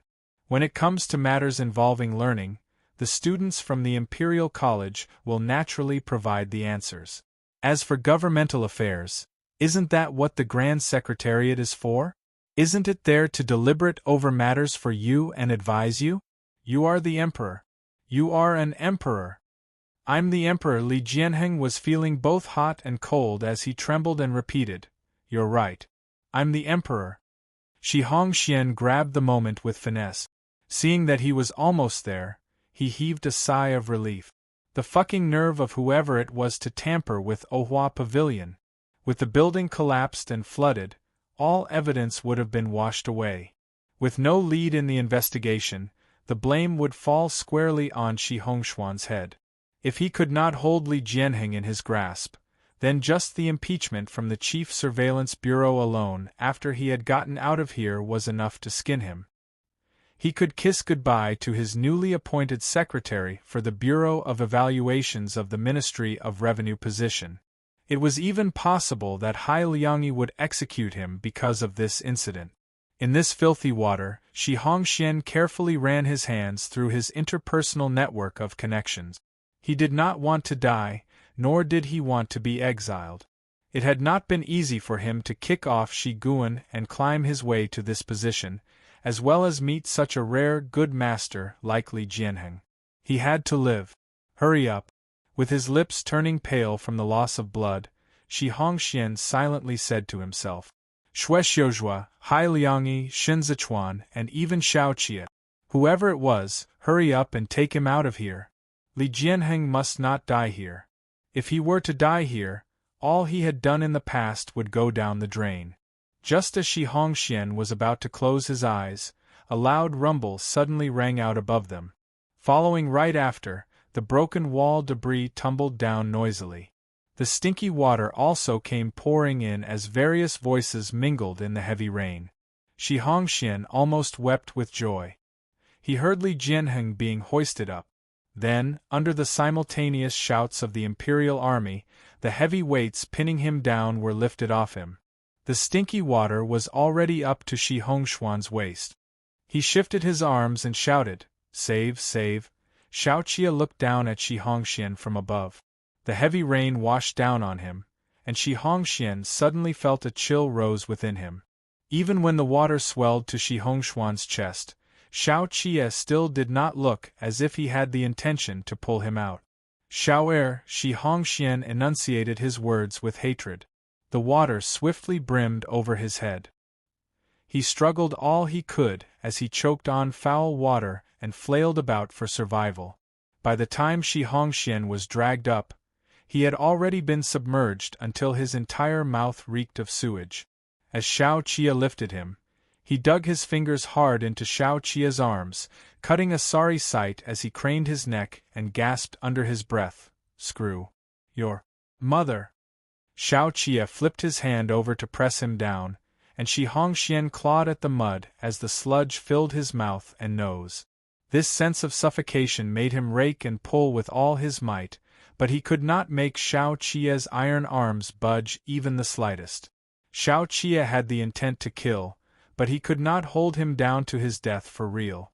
The people at the back had yet to withdraw completely, and Li Jianheng had been awake and sober when he was taken out. Xiao Qia lifted him by the back of his collar and lowered his head to say sinisterly, "Say that to me again." Chapter 63, Dredge.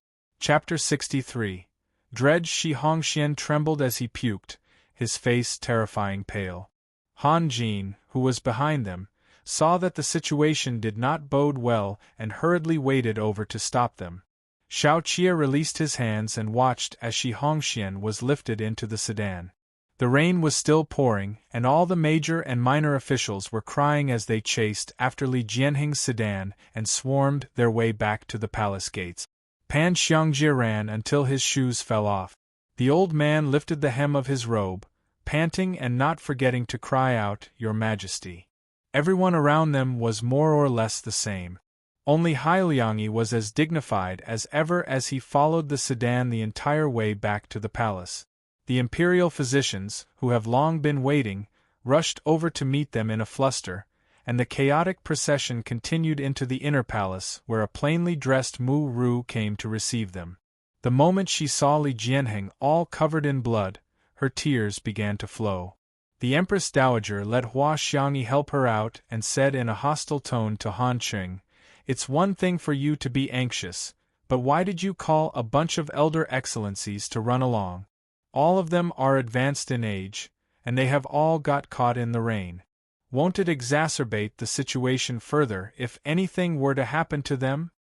There was a rustle as the imperial bodyguards kneeled. Han Qing said, "This humble subject deserves death. Hurry over and get them to prepare the soup and distribute clothes." The Empress Dowager then said to the ministers, "It touches me to see how sincere and loyal everyone is.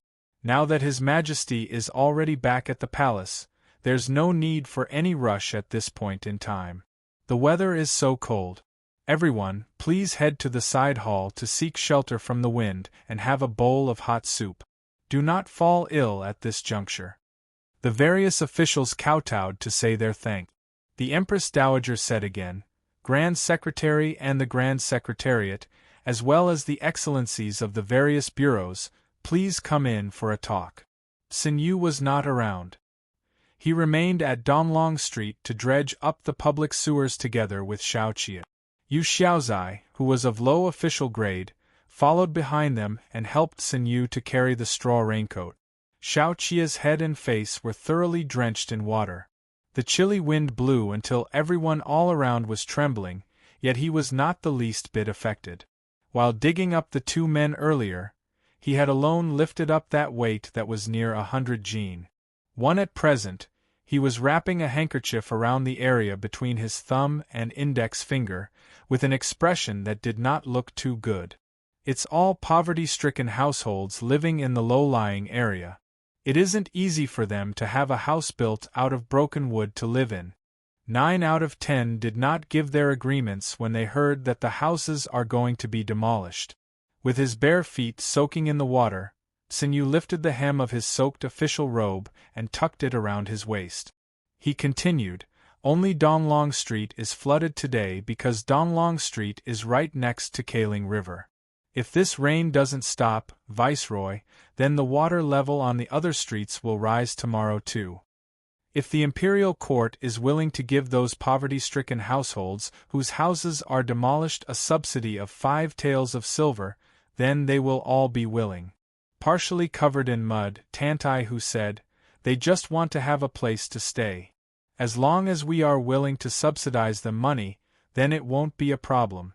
This humble subject feels that those who obstruct the dredging are the big residences. Each of those residences violated the regulations to expand their lands, and there have been many cases where they come to blows with one another in private. Who would be willing to wreck a perfectly good house for just 5 taels of silvers now that we are telling them to tear down their houses? They won't even respond if we knock on their doors. I'm afraid we can't come to an agreement regarding the subsidy. Sun Yu, who had run around in official circles for a long time, was very much aware of the ins and outs of it. He said, "It is on account of the Grand Secretary High that the Ministry of Revenue is willing to take out the money to offer aid reliefs to the disaster victims. This sum of money still has to be separately counted when the time comes. They will never agree if they still have to subsidize each household 5 taels of silver." Your Excellency, don't hold it against this uncouth fellow for saying something unpleasant, but why are you still thinking about the money at this juncture? Tantai Hu's chest heaved. An epidemic might break out once this water rises and people die. At that point, it'd be pointless keeping the silver. Brother Hu, don't get worked up. Yu Xiaozai raised his hands to soothe everyone. He said, "You don't have a clear idea of this account. The Ministry of Revenue has their own difficulties. They don't really begrudge this amount. As it nears the inspection, they will have a peace of mind if they can do a wonderful job on this matter. It will make them look good, so they will only be too happy to do it, won't they? But why are they unwilling? It's all because they are embarrassingly short of cash. Let's say they take this sum of money out now to deal with the emergency at hand. In a few more days, it will be the spring plowing farming season in the various lands. There is not a single harvest in the places affected by disasters last year. Based on the localities' reports, the Ministry of Revenue has to consider allocating money to the localities so that the affected local prefectural yamen or provincial administration commissioners can use the money to buy seeds from the neighboring provinces with bumper harvests. This is a major issue concerning the meals of hundreds of thousands of people. So how would they dare to act rashly and touch the existing money in the state treasury?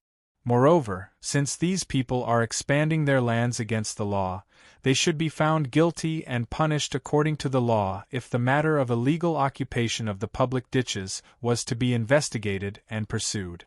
The imperial court has not even punished them, so how can they dig into the coffers to give them money instead? If they don't run through this matter clearly, then our Chief Surveillance Bureau will have to impeach their Ministry of Revenue in the future. That's why everyone is in a spot. Yu Xiaozai had the ability to calm people down. When those slightly accented words left his mouth, even the most major of issues could wait. What he said was the truth, not because he was taking sides with anyone. The problem was precisely what he had said. The locality's plowing and planting season in spring directly concerned Dazhou's course of action this year. The army provisions of 2 major strategic frontier lands depended on the grain harvests of Jueshi's 13 cities and Hezhou's front line. So no one dared to be slipshod. This was their number 1 priority. What could they do? Forcibly going ahead with the demolition would rouse public wrath. Half of the men from the Imperial Army were currently from military households in Kudu. There weren't many of them who lived in Donglong Street, but there weren't just a few either. When Hai Liangyi entrusted this matter to the Imperial Army, he was, in fact, entrusting it to Xiaoqie. Because once this matter was handed over to the 8 great training divisions, then there would be no consideration of any compromise. Han Jin would directly call for the place to be leveled outright. But there was no way they could simply overlook the potential danger that could arise as a result of this. He had meant for Xiaoqie to think of a way. Xiaoqie bandaged the area between his thumb and index finger tightly. Just as he was about to speak, he saw a man walking over in the rain. Shen Zichuan cupped his hands in greeting to them and said, "Just as I've guessed. All the gentlemen are here. How's the progress for the public ditches?" "It's a tough one to deal with." Sun Yu let out a long sigh. "We can't very well just tear them down. Ultimately, what makes it hard for the Ministry of Revenue is that they can't figure out the expense quota for the upcoming spring plow." Although Shen Zichuan looked calm, his cheeks were tinged with red. He looked at the rain and said, "This account can actually be estimated. This untalented one has seen the Imperial Bodyguard's records archives, so I have some insights regarding it. Would the Viceroy mind hearing what I have to say?" Xiao Qie stared at him and said, "Judge, please go ahead and voice it." Shun Zichuan thought for a moment, then said, "Last year, when the new emperor ascended the throne, there was general amnesty granted to various lands. Consequently, Jueshi was exempted from 30% taxes. They had a bumper year last year. Other than Huaizhou and Dunzhou of Zhongbua, both of which reported damages caused by disasters, the others all had no problem. Viceroy, Dunzhou is hard-pressed for food this year. The prefectural yamen will definitely have to buy grains from Cizhou, whose granaries are filled to the brim. There was heavy snow at the start of the year, with the snow in Zhongbua blanketing all the houses. Didn't the hereditary prince set aside 40,000 taels from Libei armored cavalry's military funds this year for Cizhou so that they would have enough for aid relief? You can get Cizhou to repay this favor now. Ask the hereditary prince to send a letter to Cizhou's prefectural prefect, Zhou Gui, and get him to give a rebate for the grains he sells to Dunzhou based on that 40,000 taels. That way, the Ministry of Revenue will be able to save on their allocation of funds to Cizhou and use that money for the current house demolition subsidies." Yu Xiaozai pondered over it again and said, "But the matter of illegally occupying public ditches is still a crime if it were to be pursued further. The Ministry of Revenue can't do it, right? The illegal occupation of public ditches is indeed punishable by the law. But special times require special treatment. We can't just follow the set rules and apply the same old rigid rules to the situation every time." Shen Zichuan paused for a moment. The imperial court can't meet the disaster victims. So this subsidy is a kindness, an act of imperial magnanimity. It's most appropriate for His Excellency Tsin to be the one to step forth and discuss this matter. The Ministry of Revenue is really not that hard-hearted either. As long as it isn't wrong, the account is clear, and the money is sufficient, they are sure to proceed right at once. The inspection was just around the corner, and the assessments and evaluations were related to the promotion of personnel from the various bureaus. Everyone would be more than willing to get in, outstanding. So, as long as it was reasonable enough, they would certainly be willing to do it. Let's talk about Cizhou again. Shen Zichuan looked at Xiaoqie. Zhongbua wants to construct the former city this year. Although we still don't know which excellency will be assigned, it is still going to be an expense to deploy manpower when the time comes. The Viceroy is in Cizhou's favor because of the matter this time. When the time to construct the former city, you can tag that manpower expenditure on those whose houses were demolished today, and let the various households allocate manpower to Cizhou for about a month or so to provide manual labor with the Imperial Army escorting them. It can also be considered a punishment for illegally occupying the public ditches. These 5 taels of silver won't be delayed or owed. The ones issuing them and the ones receiving them can all do so with a peace of mind. Not only that, with this matter, Cizhou would also shift from being indebted to Libei to a relationship of mutual help and assistance. As long as Zhou Gui was not a fool, he would understand this to be an opportunity to make friends. As soon as the words left Shen Zichuan's mouth, Yu Xiaozai shook open the straw raincoat and draped it over Tsinyu. Tsinyu was going to do it right away. He strode forward and patted Shen Zichuan's shoulder heavily and said, "Your Excellency the Judge, time is pressing, so I won't say more. Once this is over, I, Tsinyu, shall prepare some simple meal with wine in my humble abode and respectfully await your visit." He put on his bamboo hat and left with Yu Xiaozai. "How is it going in the palace?" Xiaoqie grasped hold of Shen Zichuan's wrist. Tantai, who made as if to speak, but stopped and said nothing. Shen Zichuan backhandedly hooked the waist token on his waist and looked at it for a moment before saying, "The Empress Dowager has summoned the top ministers of the various bureaus, ready to settle accounts with them. It's just as well you aren't among them. The public ditches have to be dredged as soon as possible. There are some remarks made out of courtesy earlier. But you have to understand that if you still don't unclog the ditches these few days, then you will be called to account. It was inappropriate for Xiao Qie to touch Shen Zichuan again, as both men stood at this spot. But when he saw Shen Zichuan getting doused with the rainwater until he looked visibly sick, he said, "The Secretariat Elder told you to keep a watch in the palace, so go back. You just need to sit in the office to drink a cup of hot tea with your eyes on the door. That's Han Cheng's job." Shen Zichuan turned his head. "It worries me that Shifu is at Zhao Zui Temple. There's no time to lose. Go about your work first.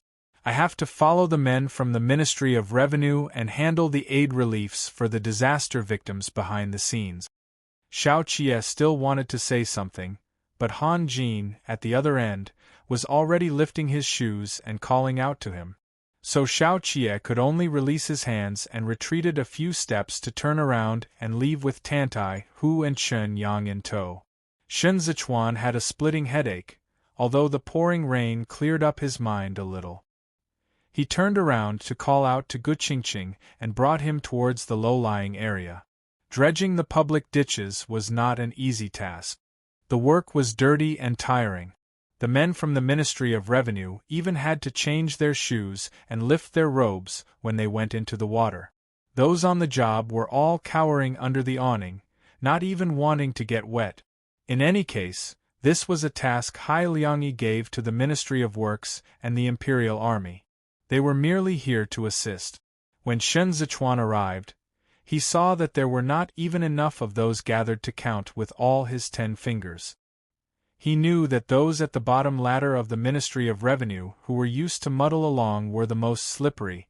Unless they had something to gain, they could not be ordered about. Gu Qingqing asked, "It's about to be dark soon. Why are there so few people?" Fawning and bowing to Shen Zichuan in subservience, the official invited him for a seat and said, "We couldn't get them all here. The Imperial Army ahead of us didn't finish digging, did they? It's not too late to call for more people tomorrow morning, once they are done digging tonight. No rush. Your Excellency, come and sit. Look at how soaked you are. Have this cup of hot tea. At least warm yourself up. Don't let yourself get frozen." Shen Zichuan did not move. He looked at the awning and smiled. "Did you set this up yourself? Good job." That official held out the tea and grinned from ear to ear. "Of course. Everyone has been so busy. Who'd be worrying about us? We could only build it ourselves." His voice trailed off. The Imperial bodyguards stood solemnly behind Shen Zichuan and watched him without so much a smile.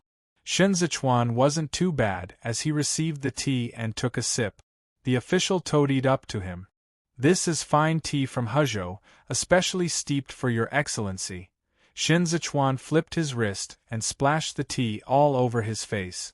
The official yelled in shock and backed off. Shen Zichuan tapped on the bottom of the upside-down teacup with his fingertips and cleared the cup of the tea leaves, all the while with the smile still on his face.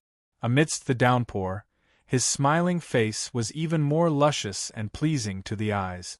"As for this tea," Shen Zichuan spoke gently, "consider it a toast from me to you. Why didn't you drink it?" The official hastily wiped the tea leaves off his face in a fluster and said, "Tea too quick! When the King of Hell calls for you, it won't do for you not to respond quickly." Throwing aside the teacup, Shen Zichuan said, "The Grand Secretary gave strict orders to the Imperial bodyguards to supervise and oversee the matter of aid relief. I reckon the order of immediate execution hanging around your neck isn't as tight as we'd like. You must drink up all this tea that I've splashed on the ground. Since you can't receive it standing, allow me to send you on your way so you can finish the drink when you're 6 feet under." The official kneeled to the floor in a panic and said, "Why, Your Excellency, how can you do this? At any rate, this humble subordinate is a 6th-grade official of the Imperial Court. How can you execute as you please? The Imperial prison has never taken in anyone below 4th grade." Gu Qingqing lifted the hem of his robe and kicked him into the water puddle. "If the judge has ordered you to drink, then drink you must. You can decide whether you'd like to drink it alive or drink it in the underworld when you are dead." The official rolled into the water. Seeing Shen Zichuan staring at him with his hand on his blade, He immediately cupped the water in his hands and stuffed it into his mouth, crying, "I will drink it! I will drink it!" The surrounding men, standing and sitting in various postures, jesting and clowning around, all quietly stood to stand well-mannerly at the side. Shun Zichuan swept a glance at them and said, "Can this task be done immediately?" Everyone answered in unison, "We are at your Excellency the judge's disposal." "I'm just a mere supervisor and inspector. What would I know about the ins and outs of things?" Shun Zichuan took out the blue handkerchief to wipe his hands and said with a smile, "I wouldn't dare to put the various gentlemen at my disposal. Us imperial bodyguards will just follow you gentlemen. So, shall we go? Who would still dare to remain behind?" That official trembled as he tried to come up as well. Shun Zichuan glanced at him, and he retreated and stammered, Your Excellency, we're on this street." Shun Zichuan said soothingly before leaving, "Drink it all up before you come over." The sky had already completely darkened, but the rain still showed no signs of stopping. No matter how imposing and awe-inspiring the imperial bodyguards were, they also had to enter the water and soak in it until they reeked all over. Feeling the world spinning when he got up, Shun Zichuan braced himself with a hand on a public ditch plank and composed himself for a moment. Everyone around him was busying around, so no one noticed it. Only Guqingqing hurriedly tried to persuade him in a whisper, "There's no hurry for now. It's fine to rest for a moment." Shun Zichuan forced a smile, feeling as if he must not open his mouth. The taste of nausea was already pushing up against his throat. Bracing himself against the plank, he went up and felt around for a water bag under the partially collapsed humble abode. There was a sudden weight on his back as someone covered up Shun Zichuan's head. Shun Zichuan was still crouching, and the obstruction before him was lifted once again. Xiao Qia gasped for breath as he suddenly burrowed his way in and stuffed the still warm lunchbox to him. The next moment, he burrowed his way out and lifted his foot to leave. Shun Zichuan pushed aside the overcoat that was covering his head. That man who had already taken a few steps away returned the way he came. He stepped on the collapsed debris and crouched down to cup Shun Zichuan's face in his palms, then kissed him hard. After he was done kissing, he rubbed Shun Zichuan's cheeks vigorously. Rainwater poured noisily. Xiao Qia was panting hard. He looked at Shun Zichuan under the dimness for a split second. Without saying a word, he turned and ran.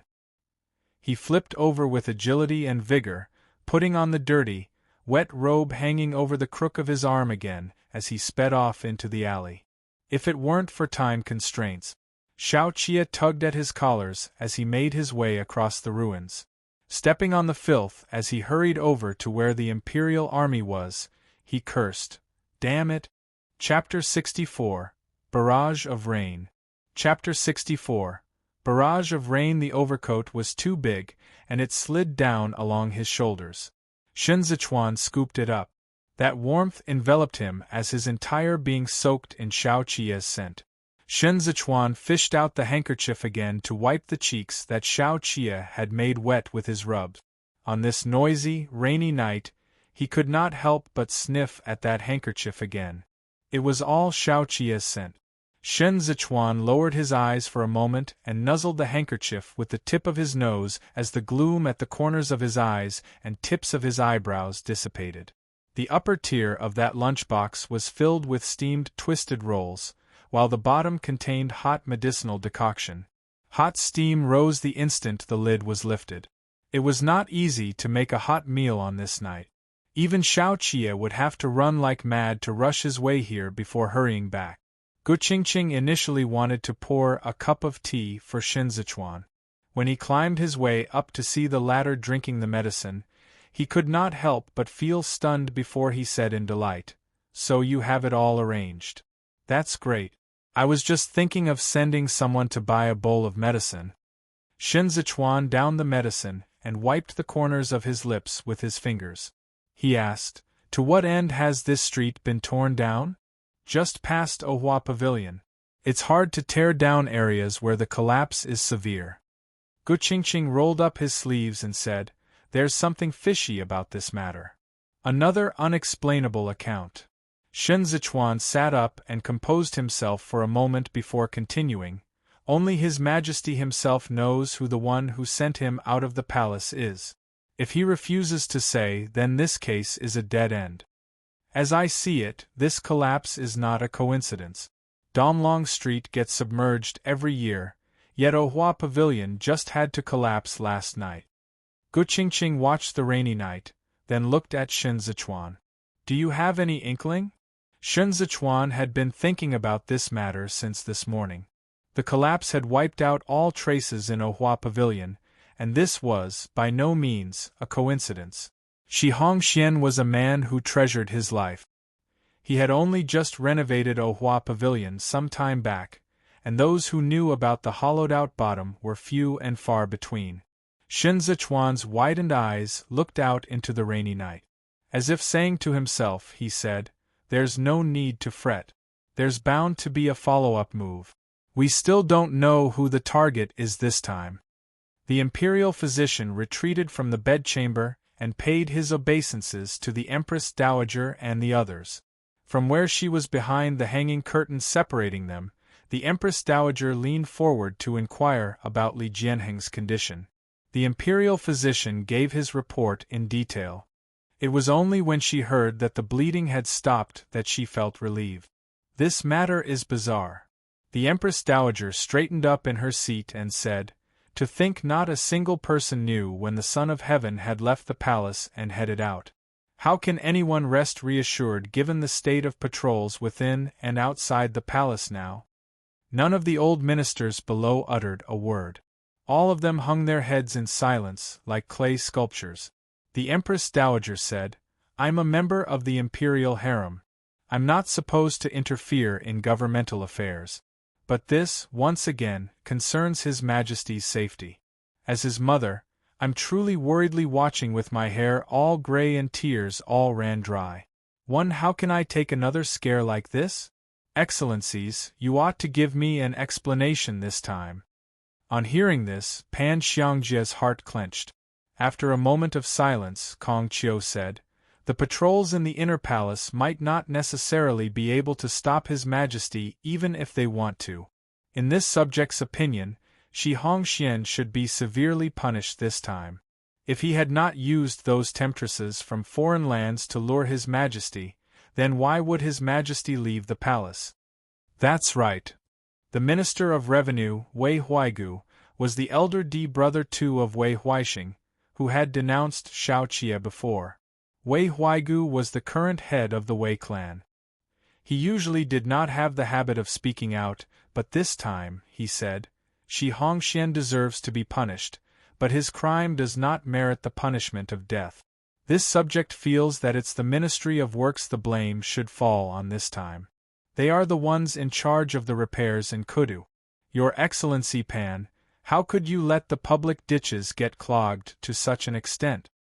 Knowing that Wei Huaigu was about to shift the blame, Pan Xiangjie immediately fell to his knees and said to the Empress Dowager, "I ask of your Majesties to discern the truth and render fair judgment. Our Ministry of Works has already notified the Ministry of Revenue regarding the blockage of the public ditches during Emperor Xianda's reign, hoping that they can allocate some money for us to carry out repair work. But the Ministry of Revenue kept delaying the approval of funds. What can the Ministry of Works do?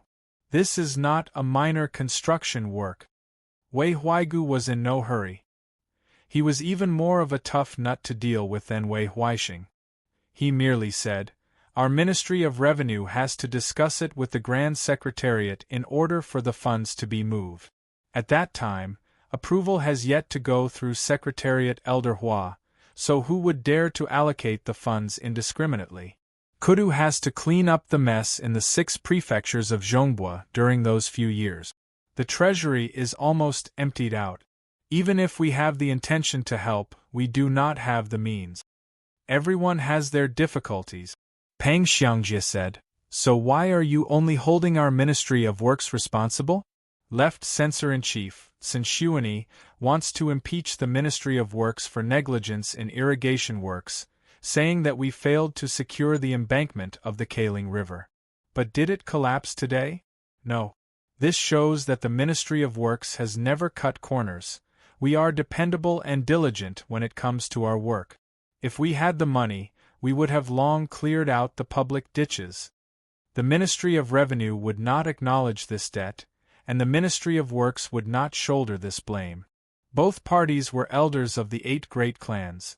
Neither of them was willing to take a step back, and so they both simply stood here and passed the buck around. Kong Chiu almost wanted to sneer. He was from a humble background, and an official that Hai Liangyi himself had lifted to this position. He could work together with the ministers from the noble clans, but he could not be of the same mind with them. Now that he was hearing them kicking the ball around, he felt vexed and fed up. It was true that the Ministry of Works had made a report before. But who was the one who reported it?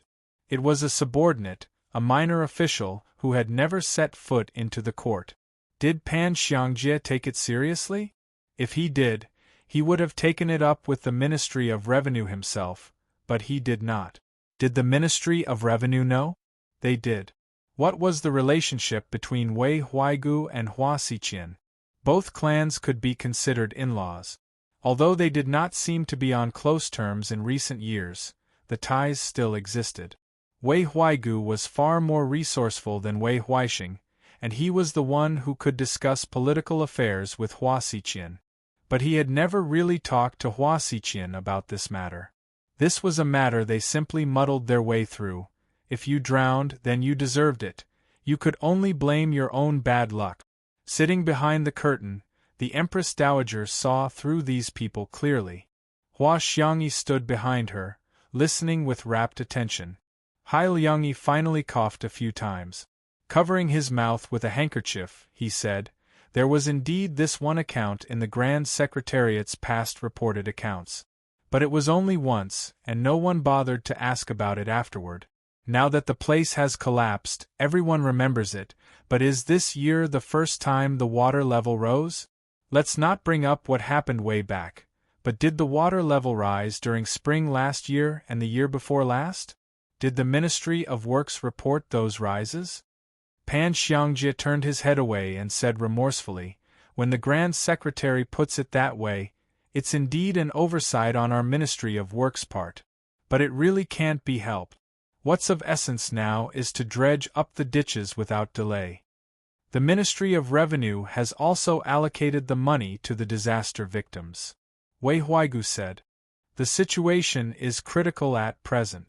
The appropriation of blame can wait until the public ditches have been dredged.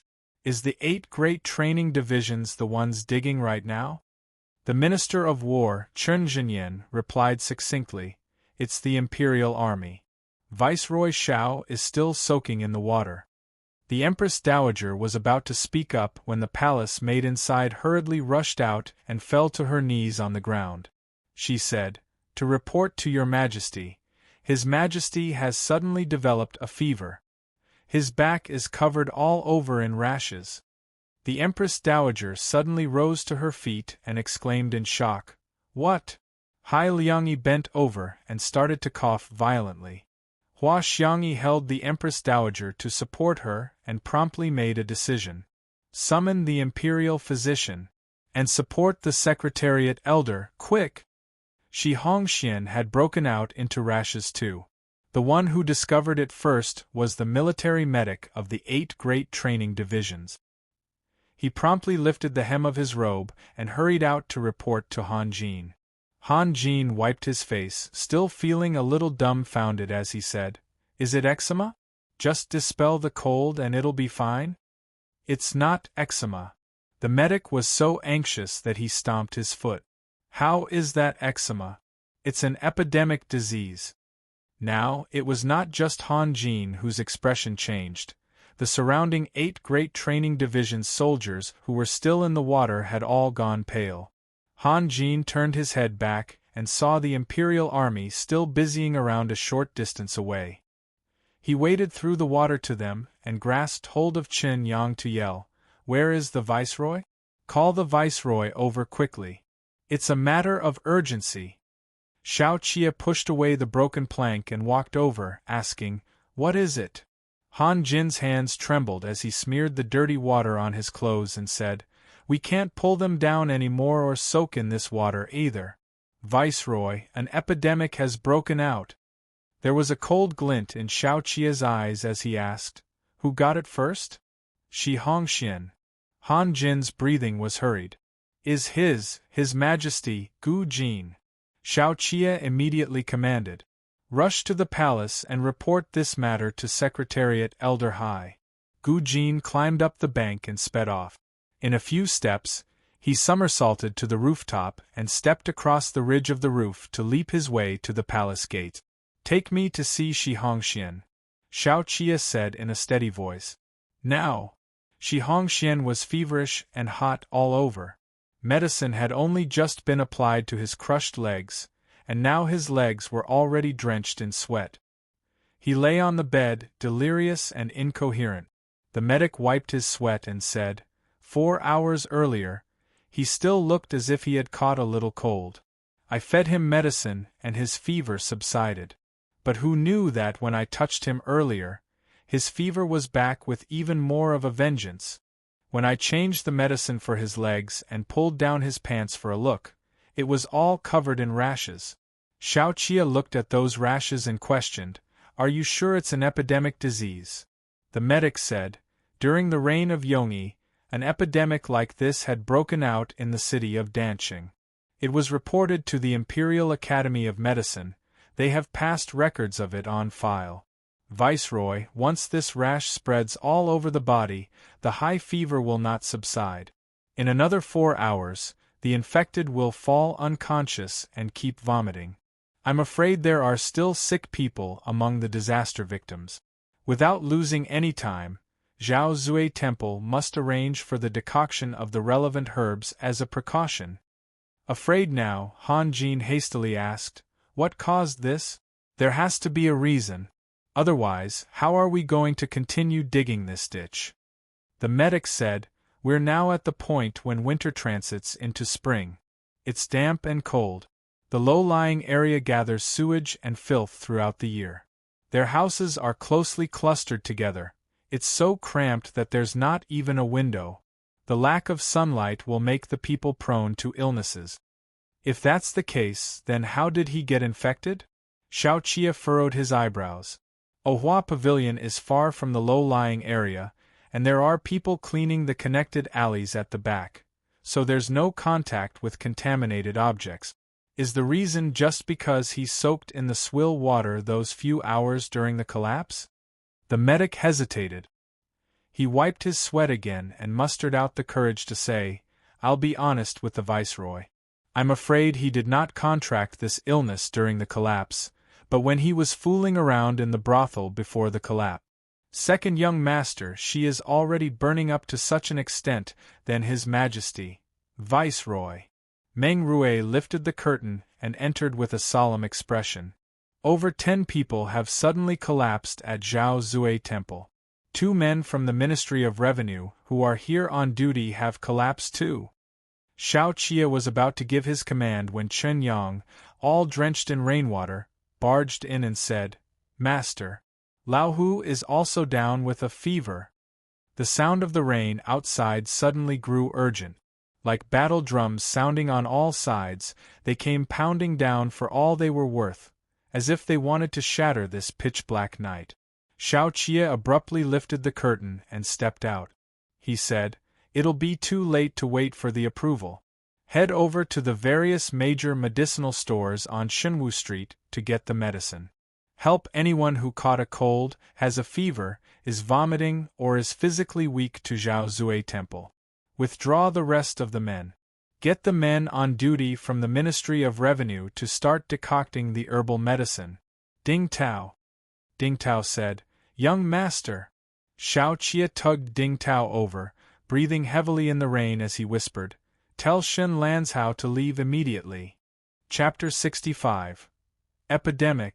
Chapter 65. Epidemic. Raindrops bounced all over, while splotches of mud spattered. People hurried in and out of Zhao Zui Temple. The awning to provide shelter from the rain had already been erected, and the strong, bitter aroma of the herbal decoction pervaded the air everywhere. Even the imperial bodyguards keeping an eye on the stoves were covering their noses and mouths with handkerchief. With a cloth wrapped around his head, Qi Huilian distributed the medicinal decoction together with Ji Gang.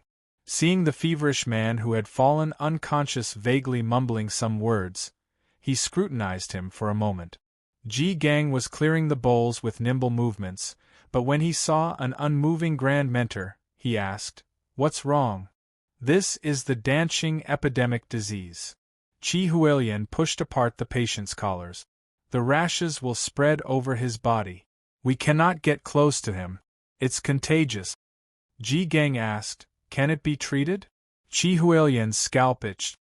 He scratched it a few times and said, "Yes, but it's troublesome. The public ditches must continue to be dug, but who knows if any of the infected have spat or pissed in the water? If the diggers were to get infected without realizing it and come into contact with the others, then wouldn't another bunch of them topple over ill? Such a sin." Ji Gang looked beneath the rain shelter awning. "What should be done then?" "What should be done?" Qi Huilian suddenly pulled up the cloth to cover his face as he looked at Zhao Zui Temple's entrance where some people had come. He whispered, "It all depends on fate. First of all, the public has to be reassured. There's no room for unrest. Then, assemble all the big and small medicinal stores in Kudu. The infected have to be quarantined and isolated. We can't stay for long too." Ji Gang put the bowl down. "There'll be someone handling this matter. I'll ask Chuaner to leave." "Lanzhou can't leave," Qi Huilian said. "He's the one handling this matter. At such a juncture, can you count on Han Sheng to step forward and handle this? All of them can hardly wait to hide and dodge this bullet." "No." Ji Gang turned pale. "He's only just a 5th-grade judge now. He doesn't even have the qualifications of a 4th grade to attend court. So how can they let him do it? This is a major issue. There are plenty of higher-ranking people with more authority and power than him." "Who are you reasoning with?" Qi Huilian put down the bowls. "There's nothing you can do if Han Sheng keeps him here in the name of gaining experience. Once the disease starts spreading, which high-ranking official would be willing to come down here? Even Hai Liangyi won't be able to come. Besides, Lanzhou can't leave. This is the opportunity of a lifetime. If he succeeds, he can get promoted again." "A promo?" Ji Gang shoved him away abruptly and said, "What nonsense are you spouting?" Qi Huilian fell to the ground and climbed back to his feet. He said, "What are you still waiting for if you don't seize the opportunity to act now?" His temper flared too. This is the time when people trample over one another for personal gain. He has to do it no matter what. Do you understand? "I don't care to understand." Ji Gang flushed with rage. "I'm telling him to leave. I have to take him away." After saying that, Ji Gang moved to head inside. Xiao Tianya walked out towards him and blocked his path. "Those in Zhao Zui Temple will be evacuated out. Only infected patients can remain inside. Shifu, don't go in again," Xiao Tianya said with a smile. "Teachers' journals and notes have already been shifted to the old residence. Master told me to rent a small building on Shinwu Street for both of you. It's close to the palace gates, so there's no way it can get flooded." "Move aside," Ji Gang said. "It's all the infected inside, so how can Chuaner stay for long? I have to talk to him." Xiao Tianya reined in his smile and said with a stern countenance, "Shifu, why put me in a spot? Since Master has already given the instructions, then there's absolutely no reason to change it. It's all the infected here. Master will worry if you remain here. Please come with me on account of his filial piety." Hearing the sound of intense coughing all around, Ji Gang grew even more anxious. He grabbed Xiao Tianya's arms and pushed it back. Xiao Tianya had already anticipated that he would make a move, so he promptly took the blow. Half of his arm had gone numb, but his legs were faster as he moved to block Ji Gang with his entire body. "Shifu," Xiao Tianya said in hushed tones, "calm down. For Master to make such an arrangement, he would naturally already have a countermeasure in mind. I still have to return here later. Let us leave earlier, and Master can go back earlier too, all right? There are so many pairs of eyes watching. Do you think you can really take him away? Where can you go? Where can you go? Calmed Ji Gang down. He looked at the interior for a long time, then flicked his sleeves and trembled as he pointed at Chi Huilian. But in the end, he said not another word more. Shen Zichuan sat on the bench and closed his eyes to rest. His ears had been buzzing, and he was presently feeling dizzy. Yet his face betrayed none of his discomfort. It was only after a while, when he heard someone calling him, that he opened his eyes. There was not a single trace of weariness the instant he opened his eyes. The official from the Ministry of Revenue said, "Your Excellency the Judge, the supply of herbs isn't sufficient. What are we going to do tomorrow? It's a matter of grave importance. There won't be a break in the supply of herbs." Shen Zichuan gathered the overcoat around him. The imperial physician from the Imperial Academy of Medicine ought to be here already. When the time comes, he will bring news of the prepared herbs over as well. Tell them to continue decocting the medicine. Don't scrimp on the herbs. That official uttered an acknowledgement in response. Seeing his panic-stricken expression, Shen Zichuan said, "Which section of the Ministry of Revenue are you an official of?" The official hurriedly said, "This humble subordinate is not really an official per se, but merely a minor official in charge of the records of official documents. We are all working for the people. It's all the same whether you are a major or minor official." As Shen Zichuan spoke, he extended his hand and pinched the center of his eyebrows. He composed himself for a moment before he continued with a question, "What's your name?" "This humble subordinate's name is Liang Tsueshan. You will take over the supervision of the herbs tomorrow morning. No matter how big or small, make a detailed record of them." Shen Zichuan said, "My guess is that the Imperial Army has already gone to transfer the herbs. Time is tight. We most certainly can't wait for the palace's memo, so the herbs these few days must all be clearly recorded." He suddenly stopped and paused for a moment. "Go and rest for now. Pay attention to your health these few days. Report it immediately if you feel any discomfort." Liang Tsueshan took his leave. The moment the curtain fell back down, Shen Zichuan felt his forehead, which was scalding hot. Gu Qingqing came in right after. Shocked at the sight, he stepped forward and whispered, "Judge," Shen Zichuan asked with calm, "when did Shi Hongxian get the rashes?" 4 hours after the medicine was applied. Gu Qingqing said. The rashes started spreading up from his legs. "For me, I got the rashes first before the fever," Shen Zichuan said with a clear head. "The symptoms don't match, so it's probably not an epidemic disease. But as a precaution, I'll drink that medicine too." Gu Qingqing felt a little more relieved. He said, "Fortunately, you did not take leave this morning. The Emperor had been infected with the epidemic disease. Which imperial physician would dare to say he got it while he was out fooling around? They could only find an excuse to fob everyone else off, saying that he got infected out of carelessness. But who could infect the Emperor with the disease? If not his personal eunuchs, then it was the guards who often moved around the Emperor. Shen Zichuan was, at present, officially tasked to act in the Emperor's presence. Supposed he had taken leave this morning, and someone got a handle against him after the fact and made his eczema out to be rashes from the epidemic disease, then he would lose the right to remain before the Emperor. Shen Zichuan still carried the burden of Xin Wei's crime on his back. Once he went down, it would really be hard for him to rise again.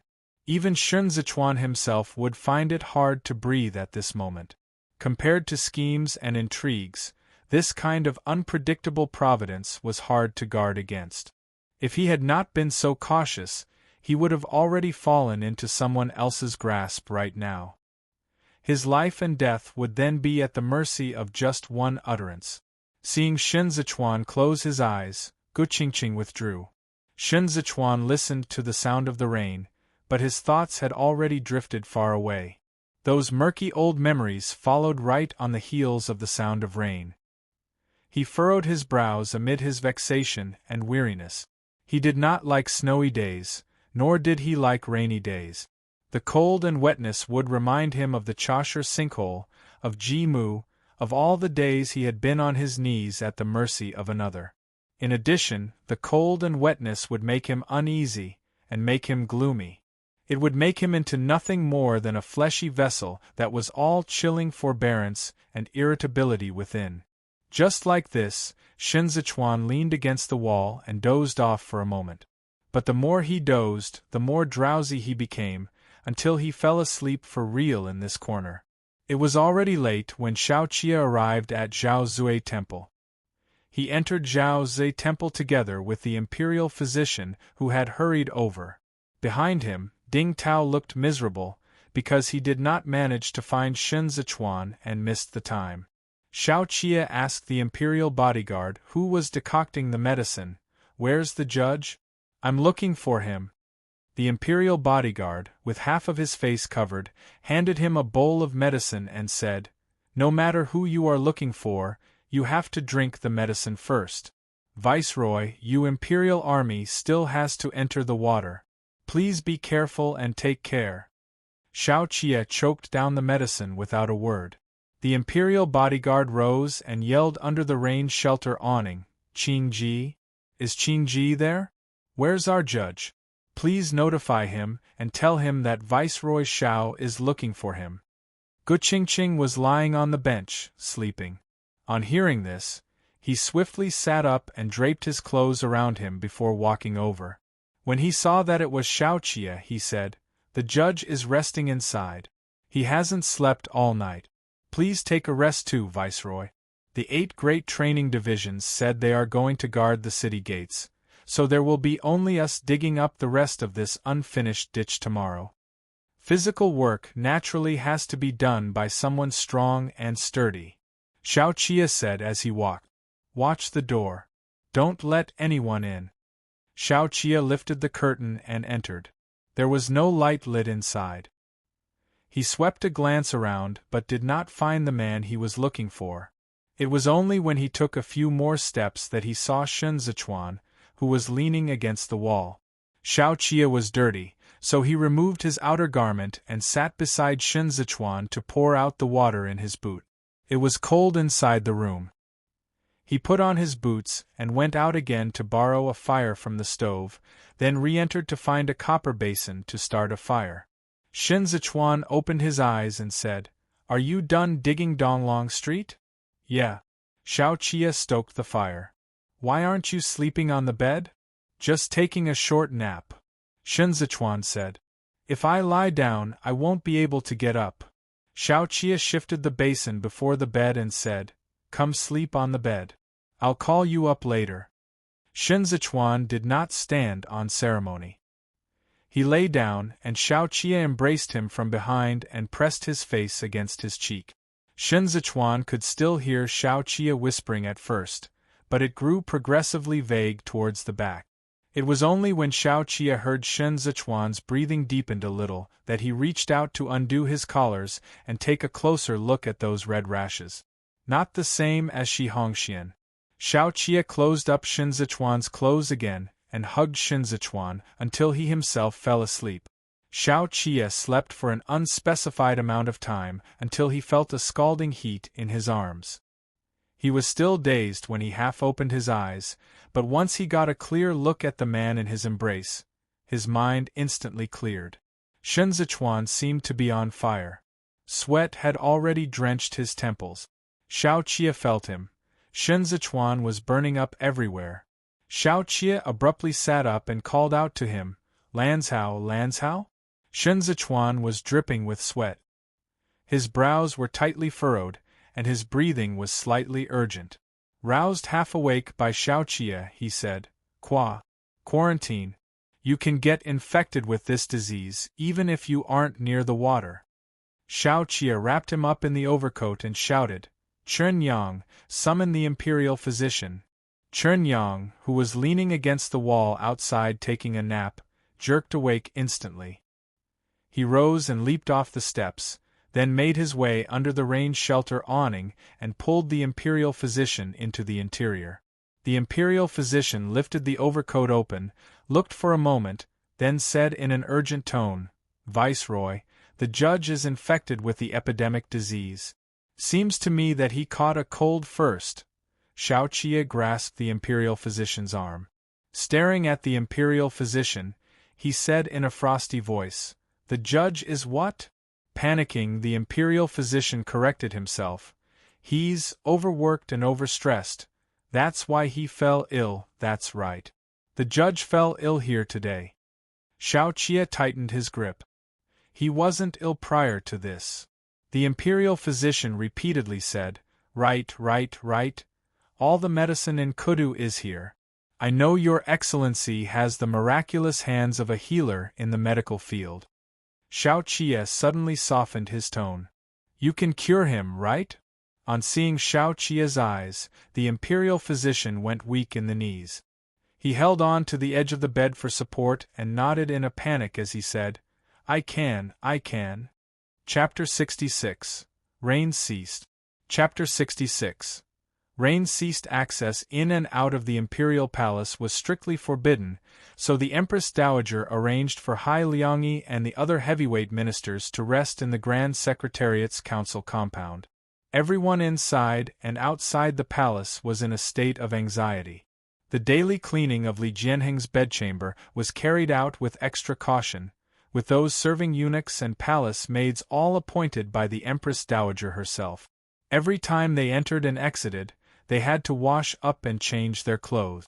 They were not even allowed to go out without permission during their break. Mu Ru kept watch by Li Jianheng's side, not once relying on the servants. She personally taste-tested the decoction and fed it to Li Jianheng herself.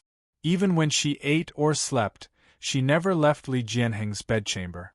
Li Jianheng drifted in and out of consciousness, and subsequently, the Imperial Academy of Medicine was on tenterhooks too.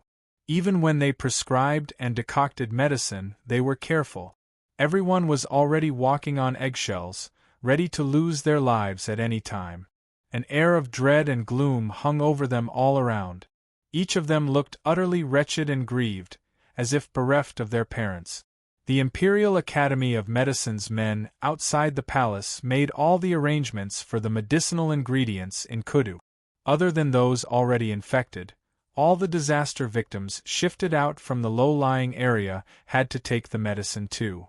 The Ministry of Revenue and Imperial bodyguards assisted with the distribution of aid relief. They set up a porridge and medicine shack outside Zhao Zui Temple, where they gave out medicinal decoction and rice porridge every day according to schedule. Han Jin had already pulled out of Donglong Street on the night Shi Hongxian fell ill. On the pretext of patrolling the various city gates, the 8 great training divisions completely threw the matter of dredging up the public ditches to the Imperial Army.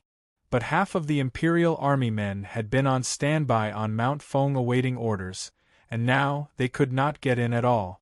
Xiao Qie did not have that many elite soldiers. Fortunately, there were still some people from the Ministry of Works who had yet to be withdrawn. Together with the dozens of Imperial bodyguards, everyone pooled manpower and braved the rain to dig through the 4 main street.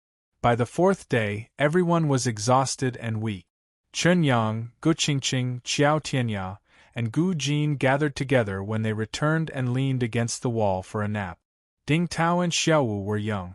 The various Gij took care of them and took turns to stretch and straighten out their legs for them to use as pillows when they slept.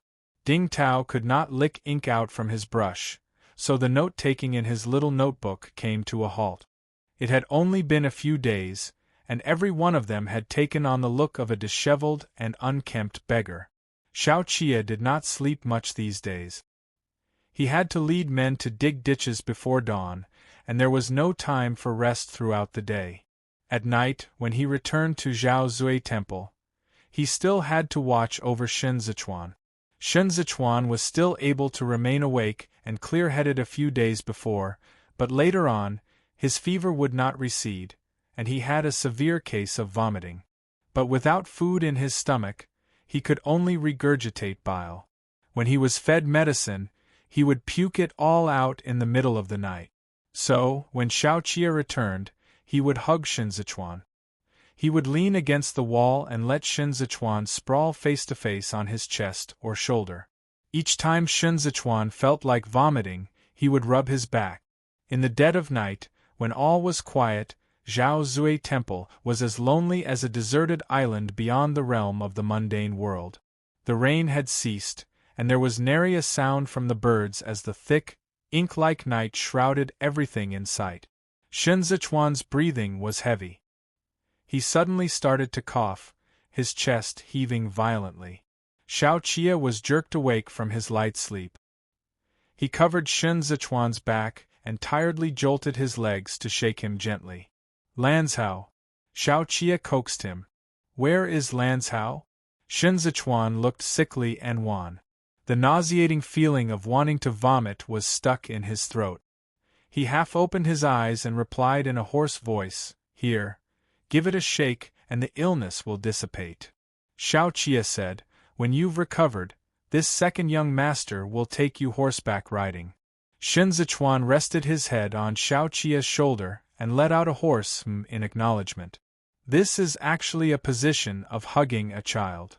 Xiaoqia ran his palm down Shinzichuan's back soothingly and, in this moment of intimacy, whispered, When I had a rash before, my mother held me like this. What are you going to call me now that I'm holding you like this today? Shinzichuan nuzzled his cheeks against Xiaoqia and buried his face. After a long while, he said in a muffled voice, Call you daddy. Xiaoqia's chest shook as he chuckled and asked, Touched? Shinzichuan coughed. He did not answer.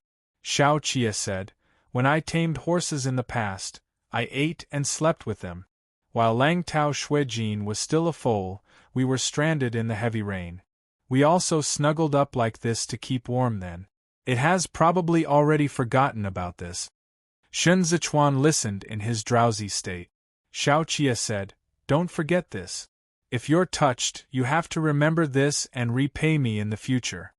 Shinzichuan wanted to say something. He opened his mouth but did not utter a sound. Xiaoqia reached a finger out to brush away Shinzichuan's damp hair and lowered his eyes to look at Shinzichuan's pale side profile. Oh, Lanzhao! Xiaoqia murmured in hushed tones, and it was under these murmurs that Shinzichuan fell asleep. He lay immersed on the verge of a certain kind of agony and delight, wallowing in torment. And from the bitter depth of his misery, he tasted sweetness. Xiaoqia was like the blazing sun. He was also like the wind from the grassland. He stood out from the masses. To Shinzichuan, hiding that handkerchief on that day with the gloomy and damp rain and snow was like hiding a rousing and passionate dream. In this dream, there was the unrestrained galloping of horses over 1,000 li one of grasslands, and the spreading of wings soaring through 10,000 li of clear sky. These eventually turned into an indescribable glimpse, one he would be hard-pressed to recount in detail. Xiaoqia was the one who was a kind of temptation. Every word of "Oh, Lanzhao" he uttered was spoken with deep feeling. Those frivolous cynicism and firm steadfastness of his blended together contradictorily. He was frivolous as he whispered to Shinzichuan, yet he was also incomparably dependable as he opened his arms to Shinzichuan. Shinzichuan was too powerless to resist. Those deep and frivolous kisses deceived him into dropping his guard, until he became a baddie on intimate terms with Xiaoqia, until he was muddle-headed enough to come to rely on Xiaoqia amidst this affliction. Shinzichuan's vomiting subsided a little later. Xiaoqia fed him the medicinal decoction little by little. Every time Shinzichuan showed signs of not waking up from his lethargic sleep, Xiaoqia would say that phrase, "Where is Lanzhao?" which seemed to have the inexplicable power to call Shinzichuan back time and time again. Xiaoqia originally would still hug Shinzichuan as he took a nap. But several people died successively one after another in the days after, and he no longer dared to sleep again at night as he listened to Shinzichuan's gasps for breath whenever the occasion demanded. On the 9th day, 2 more people died under the rain shelter awning.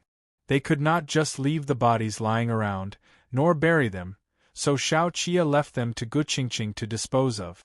At the time Guqingqing led the men to sort out the corpses and carry them out, Qiao Tianya was squatting by the stove fanning the fire.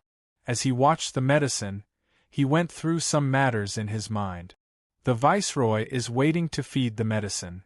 Xiaowu came over and asked, "Is it ready?" "The public ditches have already been dug through, so there's no hurry today. Tell the viceroy to wait." Qiao Tianya added 2 pieces of firewood and shifted aside the handkerchief covering his mouth and nose to say, "Keep an eye on the viceroy. He's with my master every day. If he gets infected, we won't have any surplus medicine for him." There was an epidemic at Luoxia Pass during the reign of Yongyi. His lordship led his men to handle it then, and he never got infected. Xiaowu squatted down to wait. He said, "I heard the various Gij from Libei say that the Shao clan has the mandate of heaven.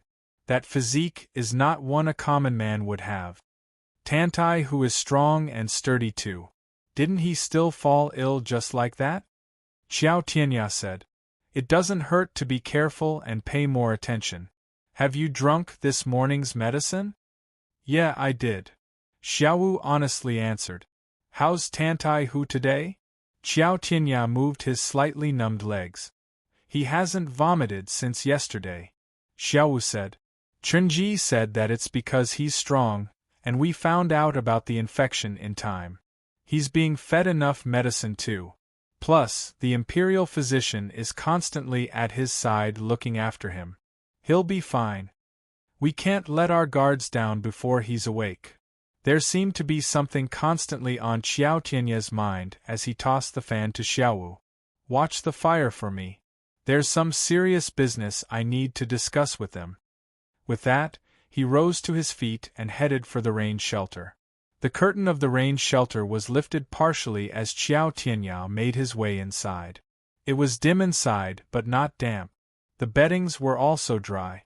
An errand runner from the Imperial Academy of Medicine washed and changed them daily. He saw Shao Chia in the midst of speaking to Tantai Hu, so he waited for a while. Shao Chia turned his head aside and asked, "What's the matter?" Qiao Tianya lifted the hem of his robe and took a seat at the bench by the side. Shao Chia caressed his thumb ring as he looked at Qiao Tianya with calm and composure. Qiao Tianya said, "The Imperial Academy of Medicine and Imperial bodyguards have records of this disease on file. Have you looked at it?" Shao Chia nodded his head. "Do you know the cause of the outbreak in the city of Danqing?" "Shao, Viceroy." Qiao Tianya almost called out Shao the second again and promptly corrected himself. "Before my master fell ill, he checked through the Imperial bodyguard's records here and specifically told me to make a note of certain matters. I've been thinking about this disease these few days, but since Master is not yet awake, I can only discuss this with you." "What did Lanzhao say?" "He said that there's something unusual about the origin of this disease." Qiao Tianya propped his elbows on his knees and whistled at Ding Tao. "Recite the details of Danqing's epidemic to the Viceroy. You have a photographic memory. You still remember, right?" Ding Tao thought for a moment, then said, "There was an outbreak in the city of Danqing during the year of Yongyi. It was summer. The Imperial Academy of Medicine dispatched a delegate to go with the Imperial bodyguards to check on it, and they discovered something strange about this epidemic disease. After some investigation, they learned that there was a burial mound behind the outbreak site. It was dirty and messy, with no one having cleaned it up before. The corpses thrown there before the start of spring had soaked at the rear until it reeked. There was even a cooked food stall in service at the front. The weather was hot at that time, and flies were buzzing all around. The shopkeeper was the first one who fell ill. At first, no one paid it any attention. Even he himself suspected it to be a cold. He grabbed some medicine and carried on with his business at the shop. Oh my! A whole bunch of people subsequently fell ill after those cooked foods were sold. And that was when the prefectural yamen of Danqing realized something wrong. A burial mound, huh? There are all kinds of people thrown there. Perhaps it just happened that one of them had some diseases or was bitten by some wild animals. Coincidentally, it had already been soaked rotten, thus becoming a feast for the flies to dine on. People are naturally susceptible to infection if they get too close. The imperial physician packed his case and said, "It wasn't easy for everyone at that time. Danching was sealed off for half a year and quite many people died. We are lucky this time to have discovered it earlier, and we have the experience now. That's why we managed to take precautions in time." True that. But how did the outbreak happen in Kudu? Xiao Tianya said, the low-lying area of Donglong Street had indeed been submerged in sewage. It's only to be expected for someone to fall ill. But there are no homicide cases on Donglong Street. I'll be honest, Viceroy, please don't take offense, but being infected with venereal diseases is to be expected on Donglong Street. Why is it so strange this time that we would get an outbreak of the Danching epidemic disease instead? The imperial physician tactfully found an excuse to head out. There's no definitive explanation for the outbreak of Danching epidemic. Chunyang thought for a moment, then continued, "There's a collapse and heavy rain this time, and everyone is in the water, so perhaps there are too many epidemic diseases." Xiao Tianya said. For example, the outbreak in Luoxia Pass at that time was a rat plague, so no way Huzhou would have an outbreak of the same plague. The situations in the various lands are different, so we can't lump them together. This humble servant is a deeply suspicious man, and an honest person does not resort to insinuations. I think this disease did not start in Donglong Street, but Xiao Tianya lifted his thumb and pointed it at the roof. It fell silent under the awning. The bystanders had more or less turned pale. Xiao Tianya let out a chuckle and said, "Isn't it a coincidence? The celestial being met with misfortune upon descent to the mortal world. It's virtually impossible to guard against dodging a pit only to fall into a well. To these few days, the palace has not sent any word out to us. Viceroy, the public ditch has been unclogged, and the water level has gone down. But why does this matter seem to me like it's only the beginning? Everyone living in the heavenly palace is an immortal." Xiao Qia said slowly. "These immortals value their lives. They won't dare to play it this way. A possibility like the one you speak of is only something a desperate person at the end of his rope, staking everything he has on this one throw, would dare to do." "I don't know about that," Xiao Tianya said. "The Directorate of Ceremonial now lacks a major league eunuch who can take charge and control the 24 yamen. Many matters exist among the chaos where things are left unsupervised. If there's really someone who brings a certain something in, then he would be able to pass it through just by hoodwinking his way through. Our imperial army and imperial bodyguards are all soldiers from the outside. There's nothing we can do about what's happening on the inside.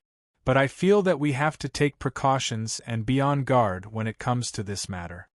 Why did Li Jianheng leave the palace? Was it only just to have fun? He had just been through an assassination attempt not too long ago. He was not a gutsy man, so how would he dare to sneak out on the sly? Not unless someone was putting him up to it. Shi Hongxian would discuss everything with Shun Zichuan nowadays. Meeting with mishap this time was something he himself had never expected. And now, he was still lying on the bed with his life hanging in the balance. So who was the one who instigated Li Jianheng and brought about the collapse of Ohua Pavilion at exactly the right moment? Xiao Qia contemplated it in silence. His intuition told him it was not the Empress Dowager. Because Li Jianheng was already showing signs of showing filial respect to her. This, to her, was precisely the moment she could stage a comeback. She definitely would not bear to let Li Jianheng die now. Then who else is there? This time, the intent was not to intimidate Li Jianheng, but for Li Jianheng to die for real. But who would benefit if Li Jianheng died? The curtain was lifted once again. The imperial physician poked his head in and said joyfully, "Viceroy, His Excellency the Judge is awake." Xiao Qie quickly rose to his feet and strode a few steps out under the awning and entered the house. Shen Zichuan, who had been in a lethargic sleep for days, had his eyes half opened. Xiao Qie crouched softly beside the bed and gazed at him. Shen Zichuan lifted his finger and weakly caressed Xiao Qie's brows and eyes. Xiao Qie grabbed his hand and pressed it against his cheek. "Go ahead and touch." Xiao Qie leaned in closer to him and laughed in a husky voice. "I'll let you touch." Chapter 67. Sharing a Pillow. Chapter 67. Sharing a pillow. Shen Zichuan was in a slight daze as Xiao Qie's stubble rubbed against his palm until it felt ticklish. He gazed at Xiao Qie and said, "Prickly. Does it not feel comfortable to the touch?" Xiao Qie asked. Shen Zichuan replied, "Comfortable." Both men were just a short distance apart, yet it seemed as if there was no gap between them. Xiao Qie was dirty and unkempt. He hardly had time to spare these few days to tidy up. Now, he leaned close to Shen Zichuan, giving no regard to his slovenly state as he let Shen Zichuan touch him. Chen Yang gripped the door curtain, reckoning that it was about time. He wanted to let the others enter, but then he did not hear Xiao Qie give his permission, so he remained stuck at the entrance with a group of guards, each of them staring at the sky and the ground with a blank expression. "Feel good touching it?" Xiao Qie could not help but laugh out. "Almost." Shen Zichuan pursed his lips and whispered into Xiao Qie's ear, "So prickly, it's hurting me." "Where does it hurt?" Xiao Qie tilted his head and pressed his forehead against his. Shen Zichuan gazed at him with eyes that seemed like mountain lakes moistened with fog. He put that bit of yearning for more in those eyes and revealed it all to Xiao Qie as he exchanged gazes with him. Even the corners of his eyes contained the barest hint of faintly discernible emotion. Xiao Qie suddenly covered Shen Zichuan's eyes. After a moment's pause, he said, "This is not the right time to egg me on, is it?" Shen Zichuan said, "What are you thinking?" "I'm just looking at you." "Not letting you look." Xiao Qie said, "Do it when we get back." Outside, Chen Yang let out a few coughs and raised his voice to say, "Master." Xiao Qie shifted his palm away, stood up and said, "Come in." Only then did Chen Yang lift the curtain, and everyone entered in a single file. Shen Zichuan leaned against the pillow with an overcoat draped over him. As he drank the medicine, he listened to them recount the details of what had transpired in recent days. When Xiao Tianyao was done speaking, he contemplated for a moment before he said, "That's right. There's something fishy about this matter from start to end. I also suspect that the collapse of Ohua Pavilion is not a coincidence, but a deliberate act that took advantage of the opportunity offered by the blockage of Donglong Street's public ditches. It has only been half a year since His Majesty's ascension to the throne. With so many things waiting to be done now, it's just the time for everyone to get their big break." Xiao Qie sat on the bench beside him. Who could bear to let him die? This was also what Shen Zichuan could not figure out. He finished his medicine and handed the bowl to Xiao Tianyao, then said, "We can't very well investigate matters in the palace. We need to have a suitable person on the inside before we can do it." It was not a good thing for the position of the brush-holding director of the Directorate of Ceremonial to be vacant. Xiao Qie and Shen Zichuan both could not interfere in matters within the palace. That was the Empress Dowager's territory. The Empress Dowager had the final say over who would be appointed to the post in the future. But it was better than nothing. If they had a planted agent inside, then that would also be a lot better than being completely blind. When Shen Zichuan thought to this point, he suddenly asked, "You wanted to investigate Xiang Yun the last time. Did you find out anything?" Xiao Qie said, "I was so busy I forgot about that." Gu Jin stepped out and said, "I didn't find out any crucial information when I went to Shangyun Villa. Shangyun has only those few patrons. I checked them out one by one, and none of them had anything to do with the perjury matter the last time." Shen Zichuan somehow kept feeling as though there was something he had missed. There was an unseen hand pulling strings behind the scenes that gave rise to these incidents. There must have been some causal relationship between them. He lost himself in his thoughts again.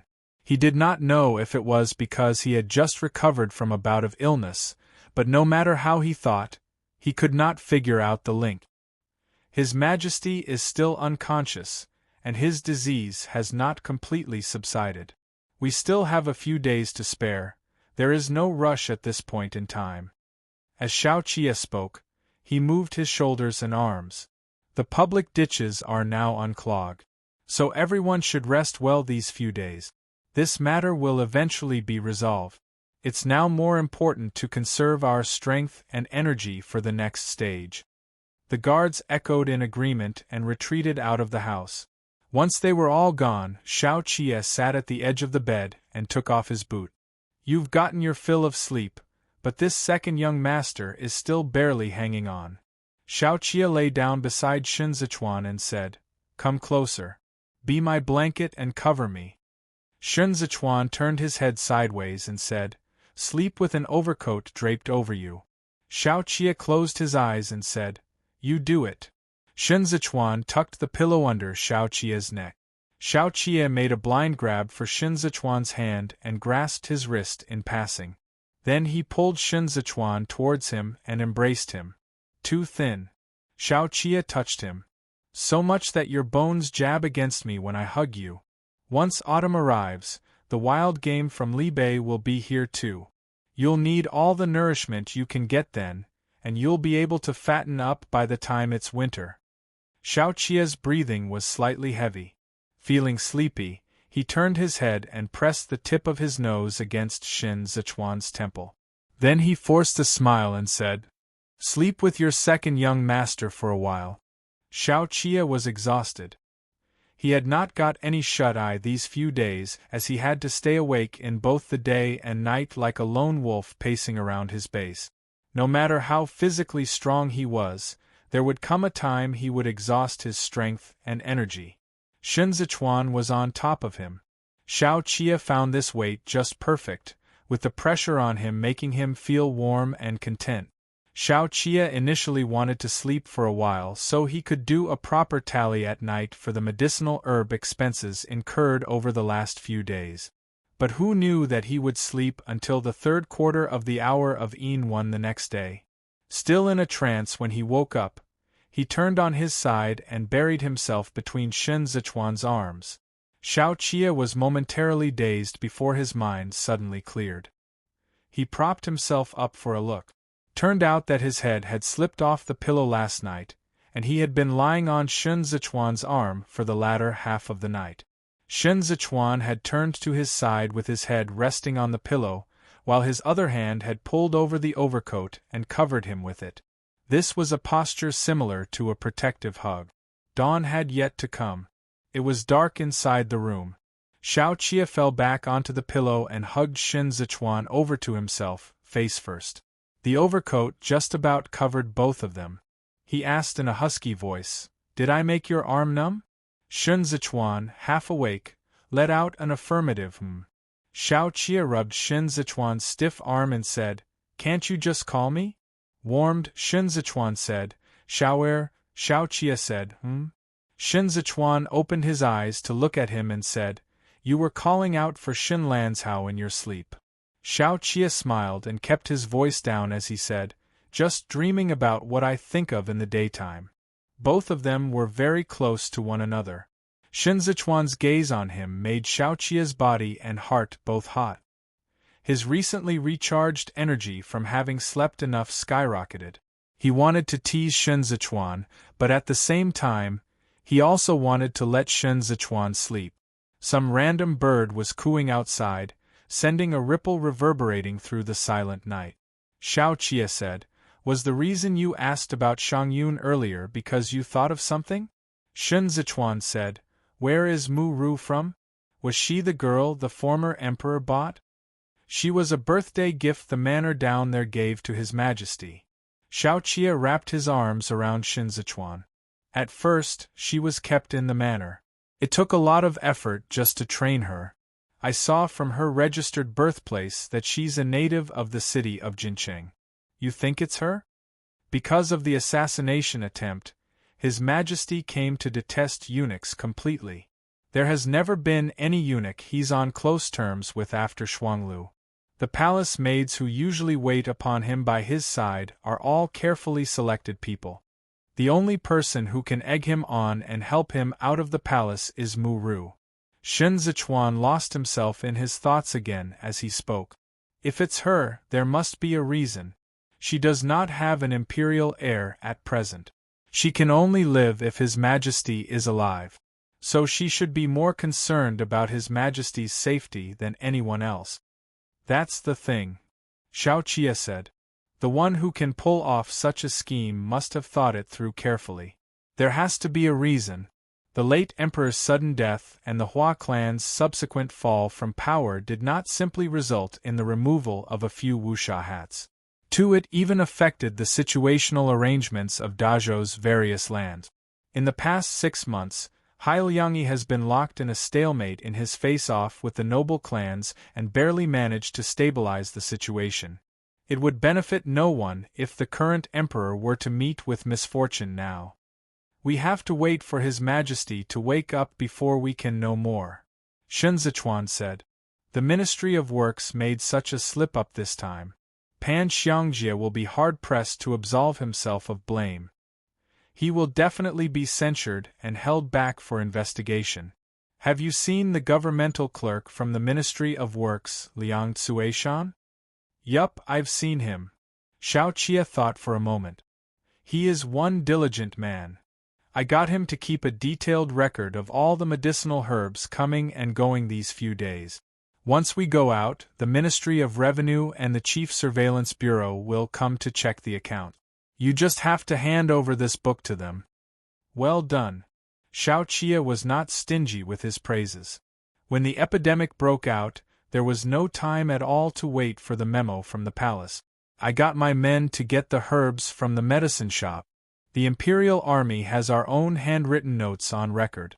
But, when all is said and done, it's not as convincing as the testimony of a man from the Ministry of Revenue.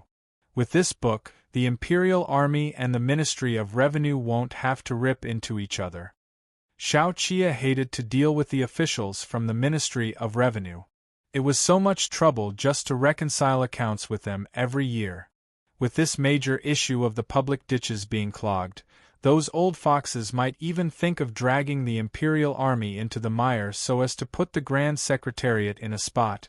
After all, the law could not be enforced if everyone was an offender. The beginning of spring was also the most complicated time for political affairs, where piled-up mountains of official documents instantly gave the Grand Secretariat a massive headache. You have no wish to see the Ministry of Revenue, and they are also afraid to see you. Shen Zichuan laughed. The matter of Quanqing's silk the last time implicated Wang Xian. I see that he has already been transferred to the Ministry of Rights. Was that your handiwork? I bear no personal grudge against him. The collections of debts in the past were simply official business. Because of me, he was implicated and slapped with an ill reputation for bribery. Shifting him over to the Ministry of Rights is merely a stopgap measure, Xiao Qia said. His hope of getting an outstanding this inspection is definitely dashed. Even if he's appointed a post outside the capital, he'll only be sent to somewhere remote and barren. Wang Xian was unlucky. He originally served as the secretary in the Ministry of Revenue and had a very hard time dealing with Xiao Qia. A few years ago, when the Imperial Army's equipment was worn out, Xiao Qia was the one who personally hemmed him in to reconcile accounts and hound for money every time they carried out manual labor. He had no personal relationship with Xiao Qia to speak of at all. Who would have expected an unexpected calamity to come flying out of the blue? Xiao Qia was denounced before the emperor, and by sheer coincidence, those Quanqing silks passed through his hands. There was no way he could explain himself. In the end, Xiao Qia and Li Jianheng fell back on their brotherly ties and acted out the roles of a harmonious ruler and his minister. But he was stripped of his secretary post for real and almost became a prisoner. He could no longer be an official in Kudu now, and even if he were to be assigned a post outside the capital, there was nowhere decent to go. He even got an assessment of negligence of duty for the inspection.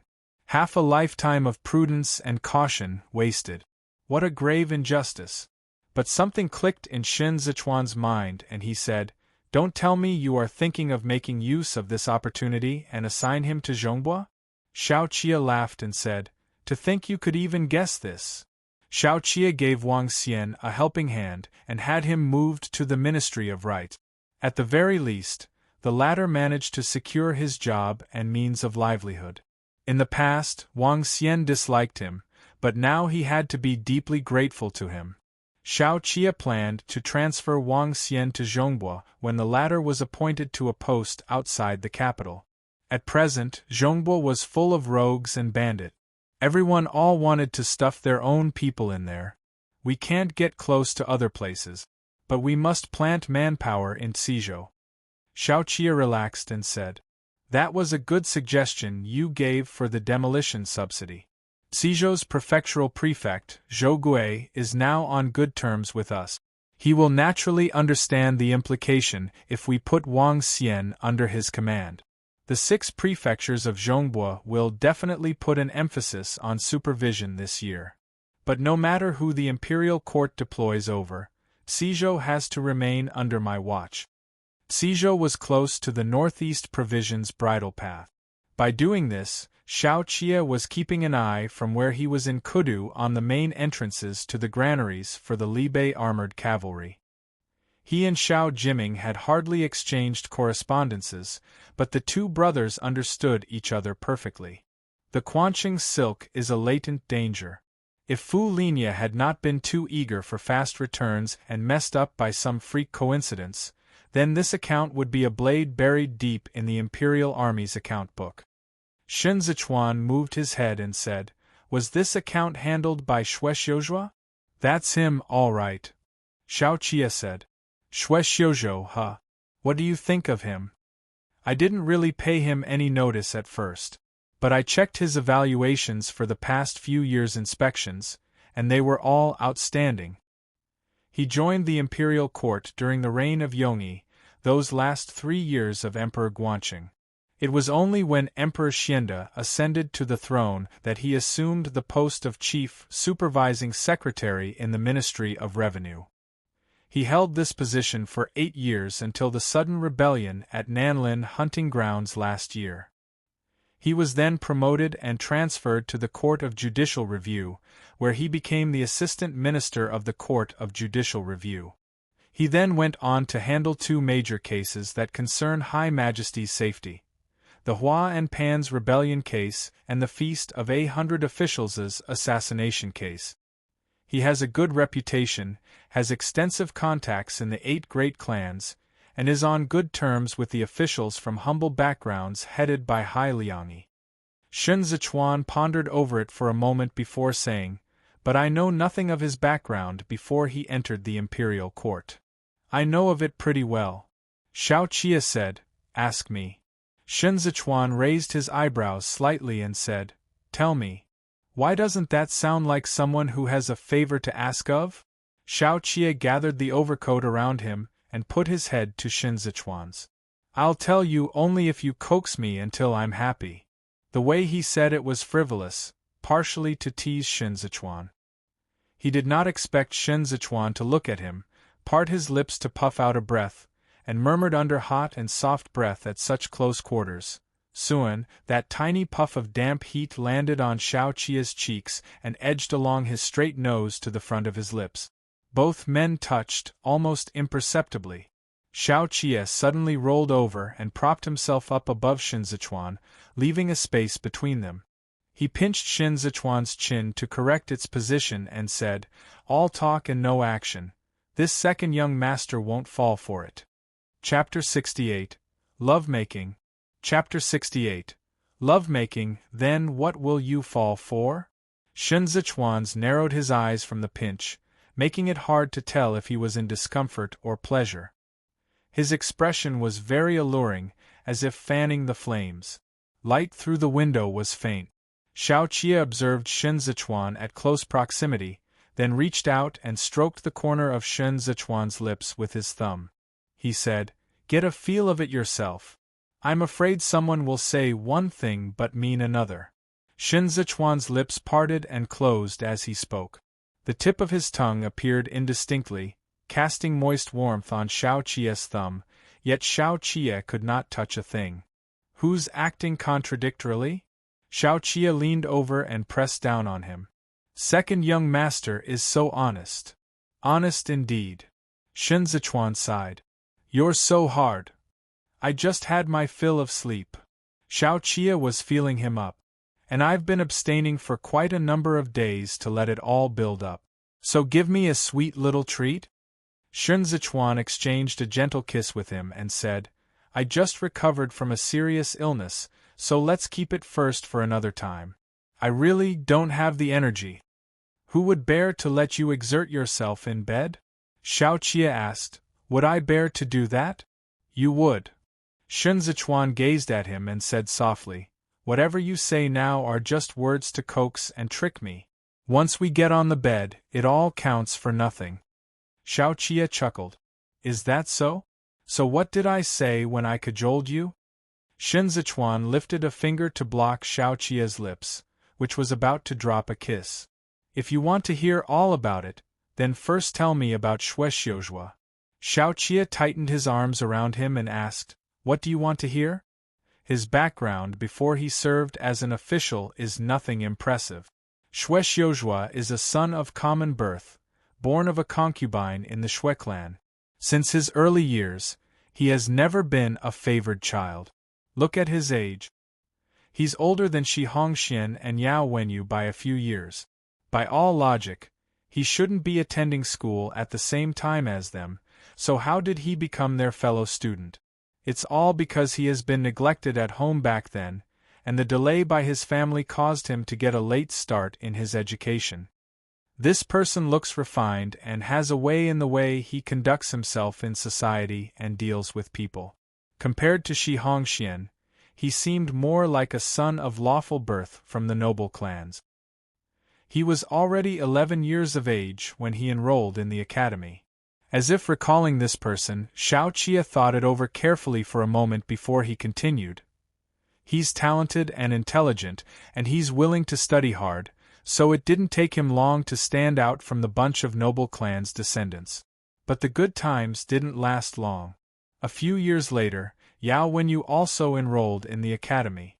Everyone now wants to associate with unpolished Jade Yuanzhua, one to show that they are genuine talents too. But at that time, their teacher was Teacher Chang Zong, who was well known for being harsh and exacting. Once Yao Wenyu joined them, the number of times the others got criticized and punished increased. This was because no one could outdo Yao Wenyu when it came to strategies and literary essays. The moment his writings surfaced, no one else's works could ever again catch Teacher Chang Zong's eyes. Shuexiuzhua's limelight was thus stolen in those few years. After that, he never displayed his talents again. Later on, Yao Wenyu became Hai Liangyi's student. You know what Hai Liangyi is like, so you can get a glimpse of how talented Yao Wenyu must be for him to be able to become Hai Liangyi's student. But what the others didn't know is that the one who first sent a visitation card to Hai Liangyi was Shuexiuzhua. He kowtowed thrice to Hai Liangyi, but in the end, Hai Liangyi didn't accept him as his student. If this had happened to someone else, then even if they didn't have a falling out with Hai Liangyi, they would still bear a grudge. But that's what's so impressive about Shuexiuzhua. He was there on the day Yao Wenyu underwent the rites to become a formal pupil of Hai Liangyi. Not only was he there, but he was also even the one holding the crown. Hai Liangyi disliked him, yet Shuexiuzhua had never once uttered a word of grievance and resentment. Hai Liangyi's residence was bestowed upon him by Emperor Guangqing back then. The Secretariat Elder is usually particular about having his peace and staying clean. He doesn't receive local officials as guests in private, and he doesn't arrange for excessive errand runners to assign tasks. There was this one year when his pavilion collapsed. When Shuexiuzhua heard about it, He didn't even take his meal and instead went to replace the stones for Hai Liangi personally. He holds Secretariat Elder Hai in high esteem. Remembering, Shun Zichuan said, when I looked up his past inspections evaluations, I also saw his essays on contemporary politics from those few years when he had just entered public service. They were all discourses on increasing incomes and reducing expenditures, and straightening out the local field books, 3 which were also issues that gave Hai Liangi headaches when he first entered the Grand Secretariat. He is more like Hai Liangi's student than Yao Wenyu. Hai Liangi used to serve in the Ministry of Revenue for over 10 years, so he's very well aware of all the dirty tricks used in the local account. To get to the bottom of the accounts then, Xue Xiuzhua was the one he assigned. As such, Xue Xiuzhua took on the post of the Ministry of Revenue's chief, supervising secretary with the specific purpose of inspecting and auditing the various accounts. Xiao Qia lay back down on the bed with Shun Zichuan in his embrace and continued, I think that his current social connections were all established back at that time. He remained in the chief supervising secretary post for 8 years, and his evaluations were all outstanding. He should have long been promoted, but he never received a promotion. Why? Because Hai Liangi had the intent to hold him back. Looks like Secretariat Elder Hai was moved by his sincerity. To think he was willing to spend time to polish Xue Xiuzhua. With this camaraderie, even if both men aren't teacher and pupil in name, the relationship between them has already surpassed even that of one. Shun Zichuan slowly furrowed his brows. Serving as the Ministry of Revenue's chief supervising secretary, he can go down to the localities. He has subordinates handling the accounts under his leadership, and he also holds the special privilege of directly submitting petitions to the emperor. It'd be a piece of cake for him to befriend anyone he wants to be friends with. That's right. The provincial administration commissioner of Jueshi is Jiang Qingshan. This is not a man to be underestimated. The last time when Xue Xiuzhua blew the whistle on Hua Xiqian, Jiang Qingshan was the man he investigated the accounts with. Jiang Qingshan's achievements are remarkable. Back then, when Kudu fell behind on the aid relief funds to Jueshi, it was him who did all he could to bear the costs and carried on handling the matter without letting the 13 cities of Jueshi succumb to starvation. He is bold and decisive in what he does. He has the courage to act first and report later. A man with an iron fist. But he has a bad temper and doesn't really socialize much with the officials from the capital. When the parties of Hua and Pan were at the height of their powers, he never once paid Pan Rugi ice respect. For he's a dauntless man, and he has the capability to go with it. That's why even though Hua Xiqian hated him, he was not able to get him demoted. A man like him who doesn't even think much of Yao Wenyu could still be on close terms with Xue Xiuzhua and call Xue Xiuzhua his brother. So you can imagine how good Xue Xiuzhua's ability to make friends is. Xiao Qia suddenly paused. It's actually all due to Xue Xiuzhua's own competence that Secretariat Elder Hai would later come to promote him. Last time, you spoke about luring the noble clans into a trap. I think you've hit the nail on the head. There's no telling if Xue Xiuzhua can really make it into the Grand Secretariat. I noticed that this person is very contradictory, Shun Zichuan said. His essays on contemporary politics in the previous years were all about the commoner's welfare and livelihood. He went down to the localities, and the stuff he did was all practical and real. Yet, he's inseparable from the noble clan's younger generations like Shi Hongxian and the likes. The matter of Quanqing silk is a critical point. I think he's a deep one. He's not acting at random, but planning far ahead. Didn't you say that there was a man at the helm hiding in Kudu? Xiao Qia's expression grew a little more serious. He's a good candidate. His official grade wasn't high 6 years ago when Zhongbua troops were defeated, and he was young to boot. So how can he manipulate those noble clans' old foxes? Just one Wei clan is a pain to deal with. My guess is that if there's really such a person, he should be of the same age as Hai Liangi. Otherwise, with this kind of credentials, it would be hard to convince the others. Nevertheless, there are too few clues. We'll still need to deal with them carefully in the future. Xiao Qie rubbed Shen Zichuan's wrist and said, "The collapse of Ohua Pavilion is not without benefits. Shi Hongxian is frightened out of his wits this time. Even if he wants to look for you for a drink in the future, there is nowhere to go. Wine can be drunk anywhere. Even if his Ohua Pavilion has collapsed, there are still other establishments. It's Shang Yun who is gone that will be really gone for good." Shen Zichuan looked askance at him. "Second young master has really suffered a loss. Without Shang Yun, I can always look for someone else." Xiao Qie looked at him. "Beauties are aplenty, isn't there one right here?" With his fingertips, Shen Zichuan drew a few strokes on his palm and said, "If you don't have 500 taels, I won't drink with you. I am filthy poor." Xiao Qie caught his teasing fingertip. "I have no money, so I can only give you something else." "What rare item is that to be able to move my heart?" Shen Zichuan asked. Xiao Qie guided his hand to land on his waist. "Second young master is a fine specimen of a man. So, what do you think?" "I, Shen Lanzhao, am also a dashing man," Shen Zichuan said leisurely. "I can just admire myself in the mirror, there's no need for another person." "You still don't know how to have fun," Xiao Qie said. "How can self-admiration be as delightful as being admired by me? Both of us have to be reflected in the mirror for it to be aesthetically rousing." With glistening eyes rippling with desires, Shen Zichuan asked, "So what's considered aesthetically rousing?" "Seeing is believing." Xiao Qie checked Shen Zichuan's temperature. "Try it with me one of these days, and you'll find out." His caresses made Shen Zichuan gasp softly for breath. Both men had not found relief for a long time, and they had just survived the epidemic. All the energy that had just been recovered pooled in their lower abdomens, weighing down on it. And now, all these hugging and fondling had ignited the first signs of desires. Shen Zichuan with a pure heart and few desires. Xiao Qie sighed with deep feelings under his breath.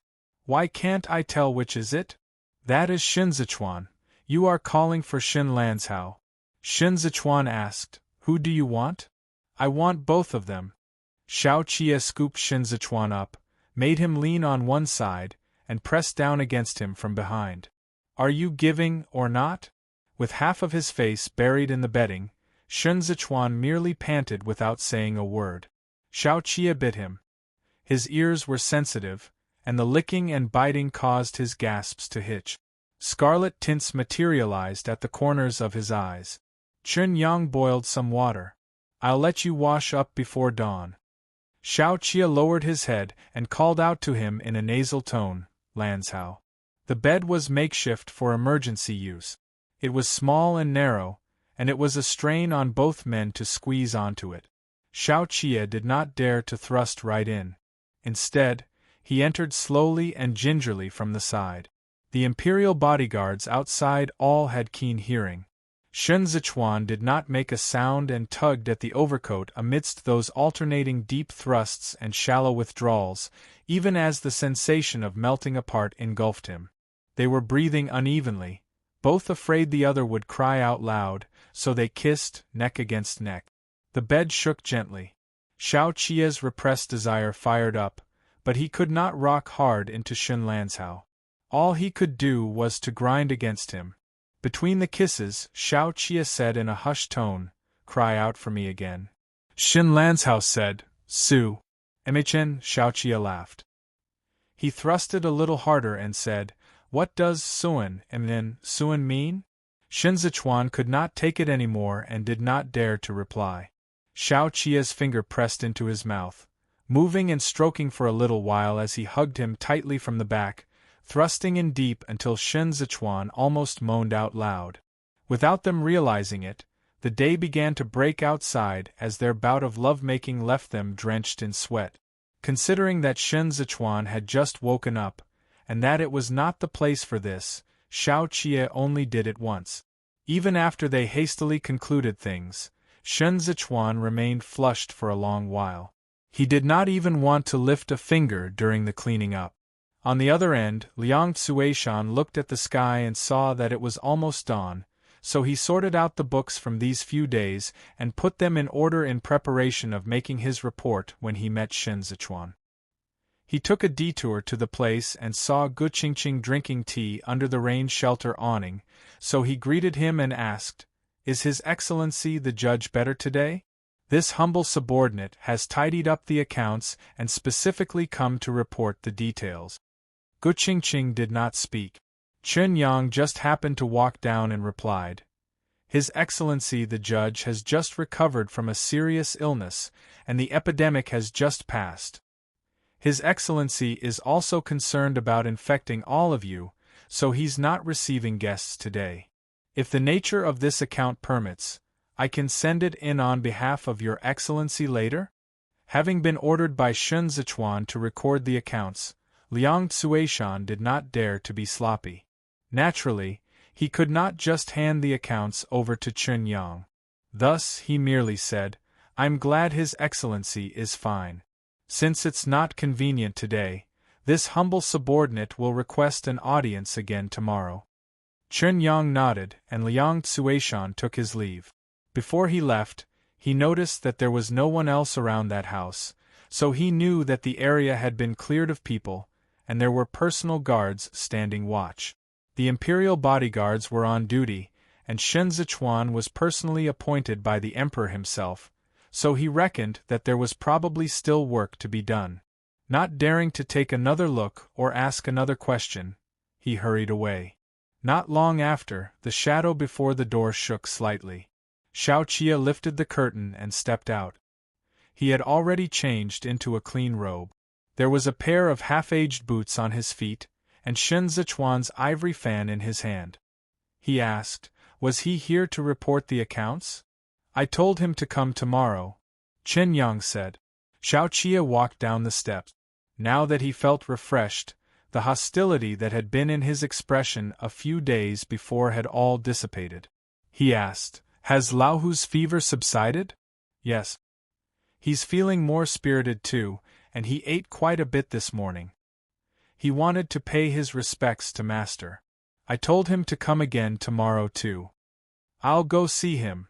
Xiao Qia weighed the fan in his hands and said, "The water in the streets has receded, and the sky is now clear. We won't need to stay at Zhao Zhe Temple for 2 days before there should be news from the palace. How about Shi Hongxian? He has woken up, but men from the 8 great training divisions are keeping a tight watch on him. They aren't letting anyone see him." "There's no hurry," Xiao Qia said with a hint of a smile. "His Majesty should have already woken up too. Shi Hongxian can't escape this. The Chief Surveillance Bureau is waiting to impeach him." The public ditches had been dredged up, and the epidemic did not manage to break out in full. The entire matter was beautifully handled. The people at the top did not have to suffer, and it was due to all the credit of those who rolled and crawled at the bottom. It was time to settle the score. He, Xiao Suan, had now slept his fill and ate to his content. He had all the spirit and energy to dawdle with them. Chen Yang was by his side when Xiao Qia suddenly asked, "The earring I had you made the last time, are they done crafting it? When we return to the residence in a few days, I'll go collect it on the way." Chen Yang said, "I told them to craft it as quickly as possible, it should be done by now. But what rationale is there for a master to go personally? I'll collect it on your behalf." "I have to collect this thing personally." Xiao Qia tossed the ivory fan in his hands to Chen Yang and took the lead as he walked away. "Let's go. We'll go pay Tantai Hu a visit." Chapter 69. Evaluation of Merit. Chapter 69. Evaluation of Merit. Li Jianheng was unconscious for a few days, delirious with nightmares and mumbling incoherent words no one could understand. Mu Ru stayed by his bedside, personally feeding him medicine and wiping down his body. The Empress Dowager did not use her royal sedan today. Instead, she took advantage of the good weather to take a leisurely stroll with 3rd Missy Hua. She said, Lady Mu is still staying by the Emperor's side, keeping watch over him? Supporting the Empress Dowager, Matron Liuxiang said, she hasn't left at all. With everything she has done, the Emperor's affections for her would increase from a 6 to a 10.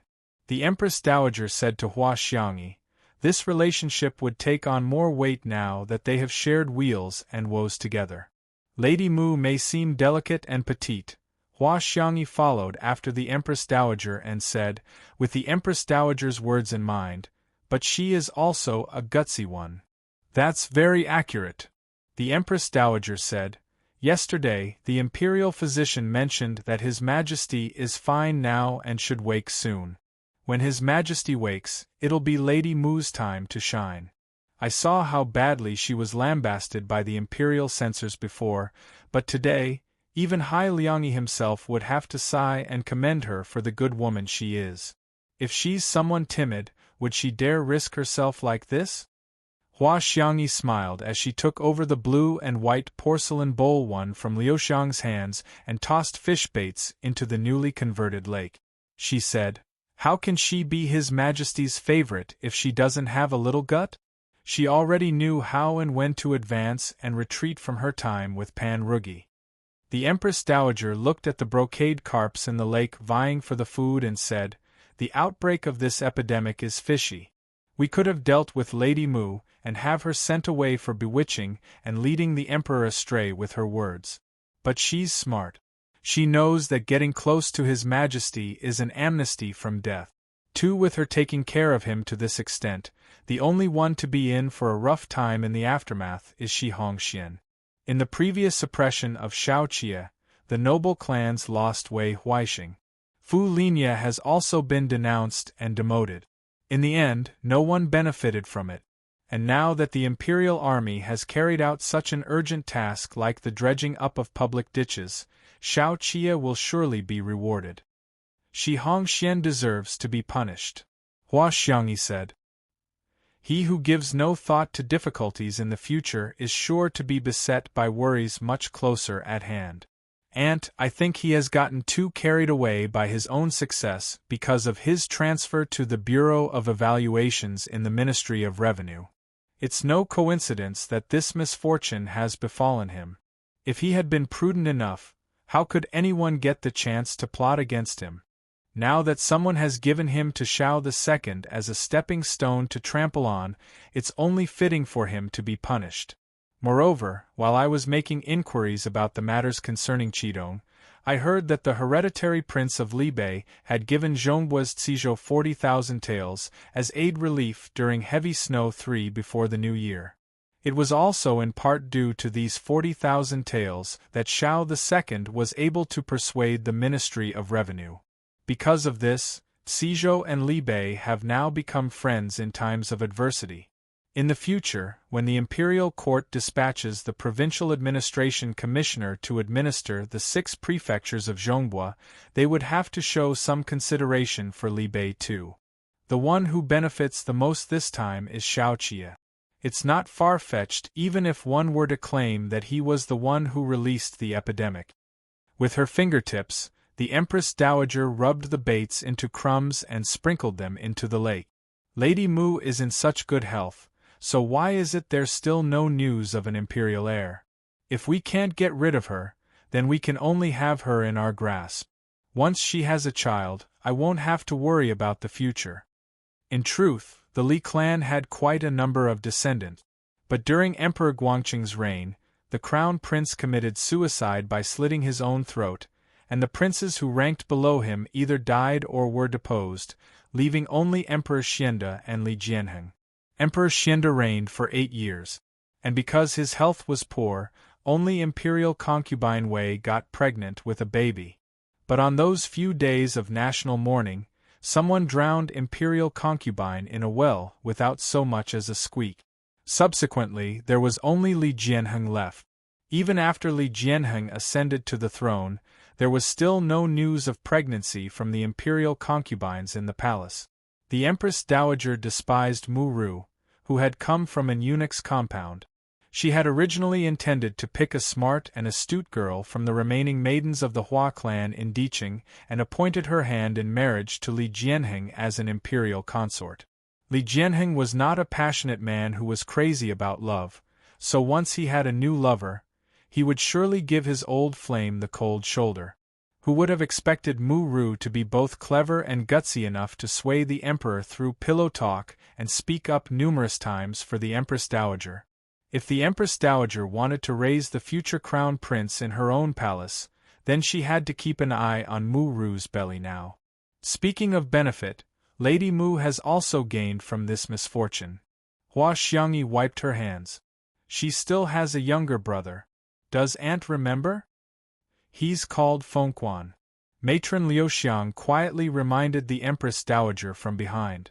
I vaguely remember such a person. The Empress Dowager said, didn't he acknowledge Pan Rugi as his grandfather? Pan Rugi has been executed. His Majesty secretly retained him for Lady Mu's sake, didn't he? Fengquan has once received a recommendation from Aunt for a promotion. I'm sure he still remembers Aunt's kindness. Hua Xiangyi supported the Empress Dowager by the arm. Aunt, this sister and brother pair now have no one to rely on. If you give them a little endorsement for a promotion, then to them, you'll be like the goddess of mercy, Guanyin. The Empress Dowager took a few steps and said, that Fengquan is a eunuch. Call him back. There's so many vacancies in the 24 yamen. Liuxiang, arrange a good post for him. Consider it a fulfillment of the siblings' wish. Liuxiang uttered an acknowledgement. The Empress Dowager asked again, has Qidong replied? How can the wedding date be scheduled in the autumn? The autumn wind in the Tsang commandery of Qidong is strong. I can't bear to let you marry over during that period. Hua Xiangyi merely smiled. Matron Liuxiang said, the old commander has replied, saying that he'll leave it all up to your Majesty to make the decision, as long as it falls on an auspicious day and hour. The messenger even specially brought along a few chests of Hezhou's silk and satin for the third missy. The head ornaments were also crafted with care and attention. He clearly has put his heart into this. Shouldn't he put his heart into it? The Empress Dowager's smile diminished. He has received such a momentous imperial favor. Liuxiang immediately lowered herself in obeisance and said, he should. In order not to make third missy feel slighted and aggrieved, the men Qidong chose for the bridal escort squad 4 are all respectable generals, and the one leading the procession is none other than Commander-in-Chief Qi. The Empress Dowager's expression underwent a subtle change. In the end, she did not fly into a rage and merely said, I've specifically sent a letter to the Bianjuan commandery to get the Earl of Bianxia, Lu Pingyan, to come and fetch the bride. But he kept coming up with all kinds of excuses to decline. Isn't it on account of the Prince of Libei that he didn't dare to accept? The people from the Lu clan are a bunch of blockheads. I'll have to see exactly what Libei can help them with in the future. As for Qi Juin being the one to fetch the bride, as a girl and a daughter, her seniority is already a notch lower.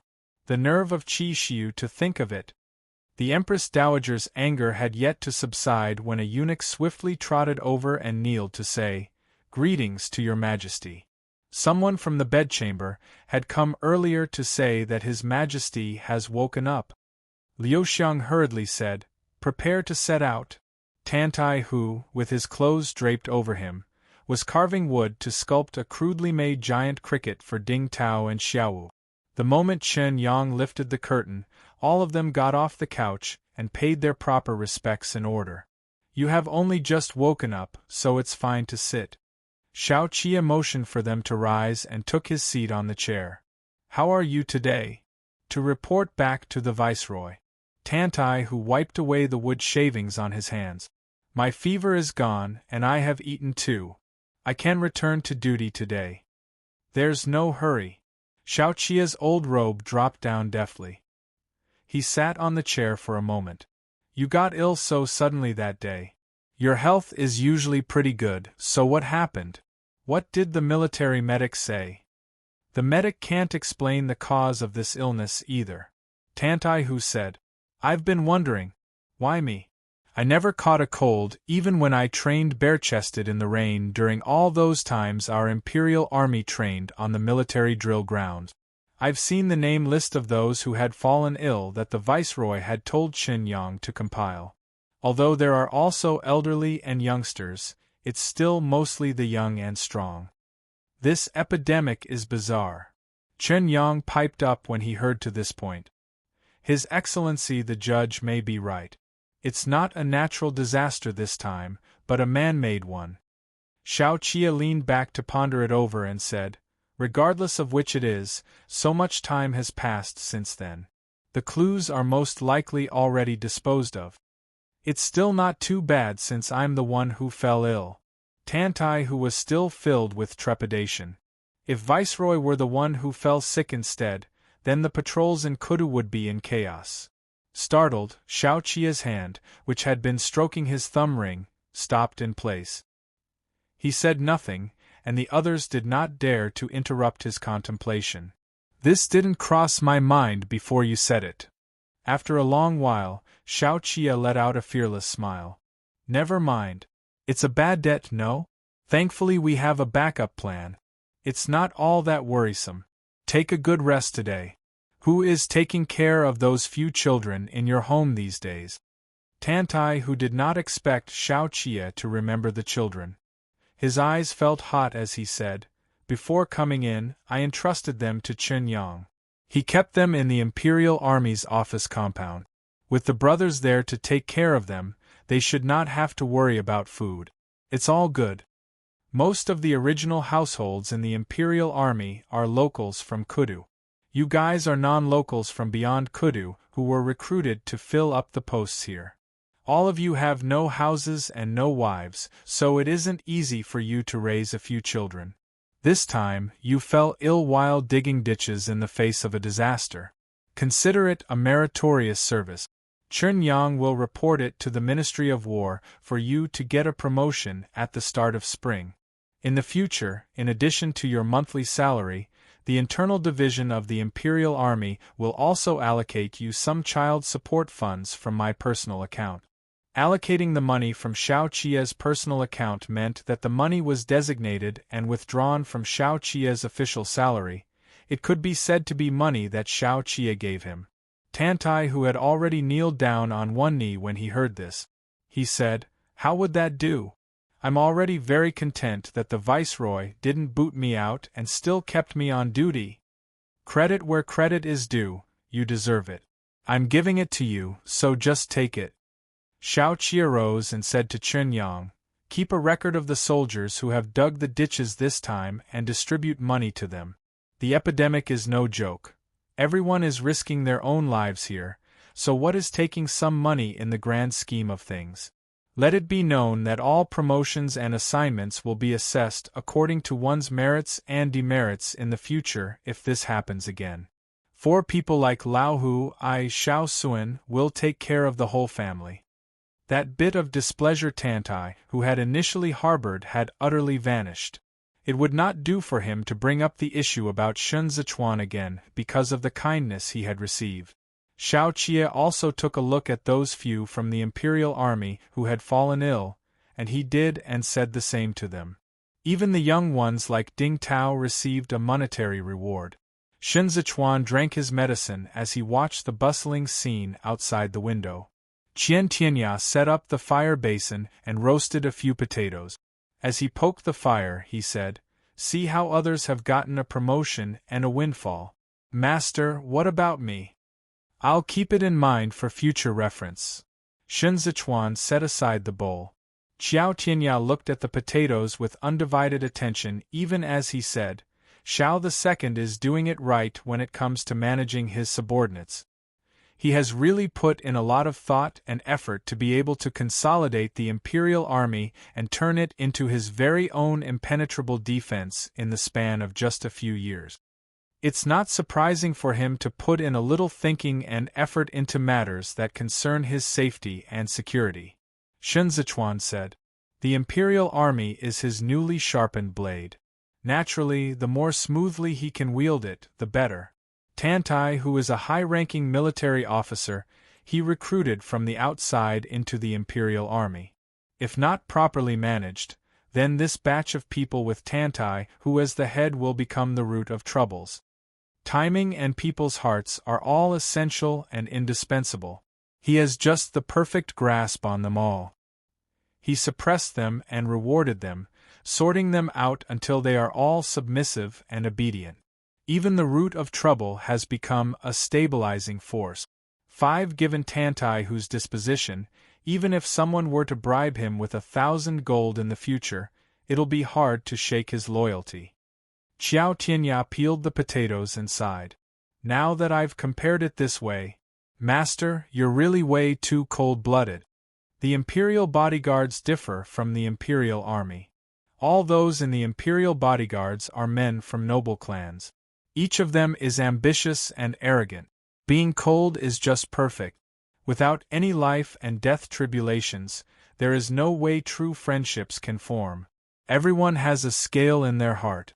Han Cheng has assumed the post of commander-in-chief for quite a few days, and there have been quite a number of rewards he has made out as a bribe to those below him. But how many of them really think well of him in private? Shen Zichuan paused for a moment, then continued, Now that you have eaten the potatoes, don't eat the meat later. You must have put on at least 7 or 8 Gene 6 ever since you followed me. Xiao Tianya said, Does Master want to listen to a tune? I can play and even sing. I can skip the money, but you can at least reward me with 2 pieces of meat, right? Shen Zichuan said mercilessly, Go out. At the same time Xiao Tianya went out, Xiao Qia returned. Xiao Tianya moved to the side to make way, and Xiao Qia strode through the door, hooked a chair over with his leg, and sat beside the bed. Did you have a good sleep?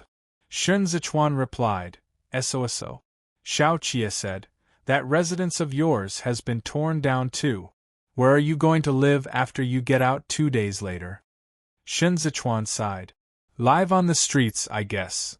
Propping himself up, Xiao Qia whistled at him and said, I have a small courtyard behind the Plum Blossom residence. Do you want it? 2 close together, and it'll be easy to arouse the suspicions of the others. Shen Zichuan gathered his clothes around him, offering a brief glimpse of the marks on his nape. Too far apart, and it'll be hard for us to even meet once every few days. Xiao Qia reached out his hand to smooth down Shen Zichuan's back collar. His eyes lingered on those teeth marks. He was the one who left those marks, kissing that portion all over as if he was holding his prey in his mouth. Shen Zichuan raised his eyes to look at him and said, See you on the imperial court, hm? Xiao Qia averted his gaze and said, That sounds so distant. Then what's to be done? Shen Zichuan looked at him. Where's my fan? Chen Yang just happened to be holding a tray as he lifted the curtain. Without even thinking about it, Xiao Qia said, Gone. Chen Yang lost it. Shen Zichuan looked towards Chen Yang who, despite his shock, nodded calmly and said to Shen Zichuan in a heavy voice, Your Excellency, this humble subordinate, it's just a fan. This second young master will compensate you on his behalf. Xiao Qia said leisurely, That ivory fan is so crude. I'll gift you one. Even if it's crude, it's from Shi Hongxian.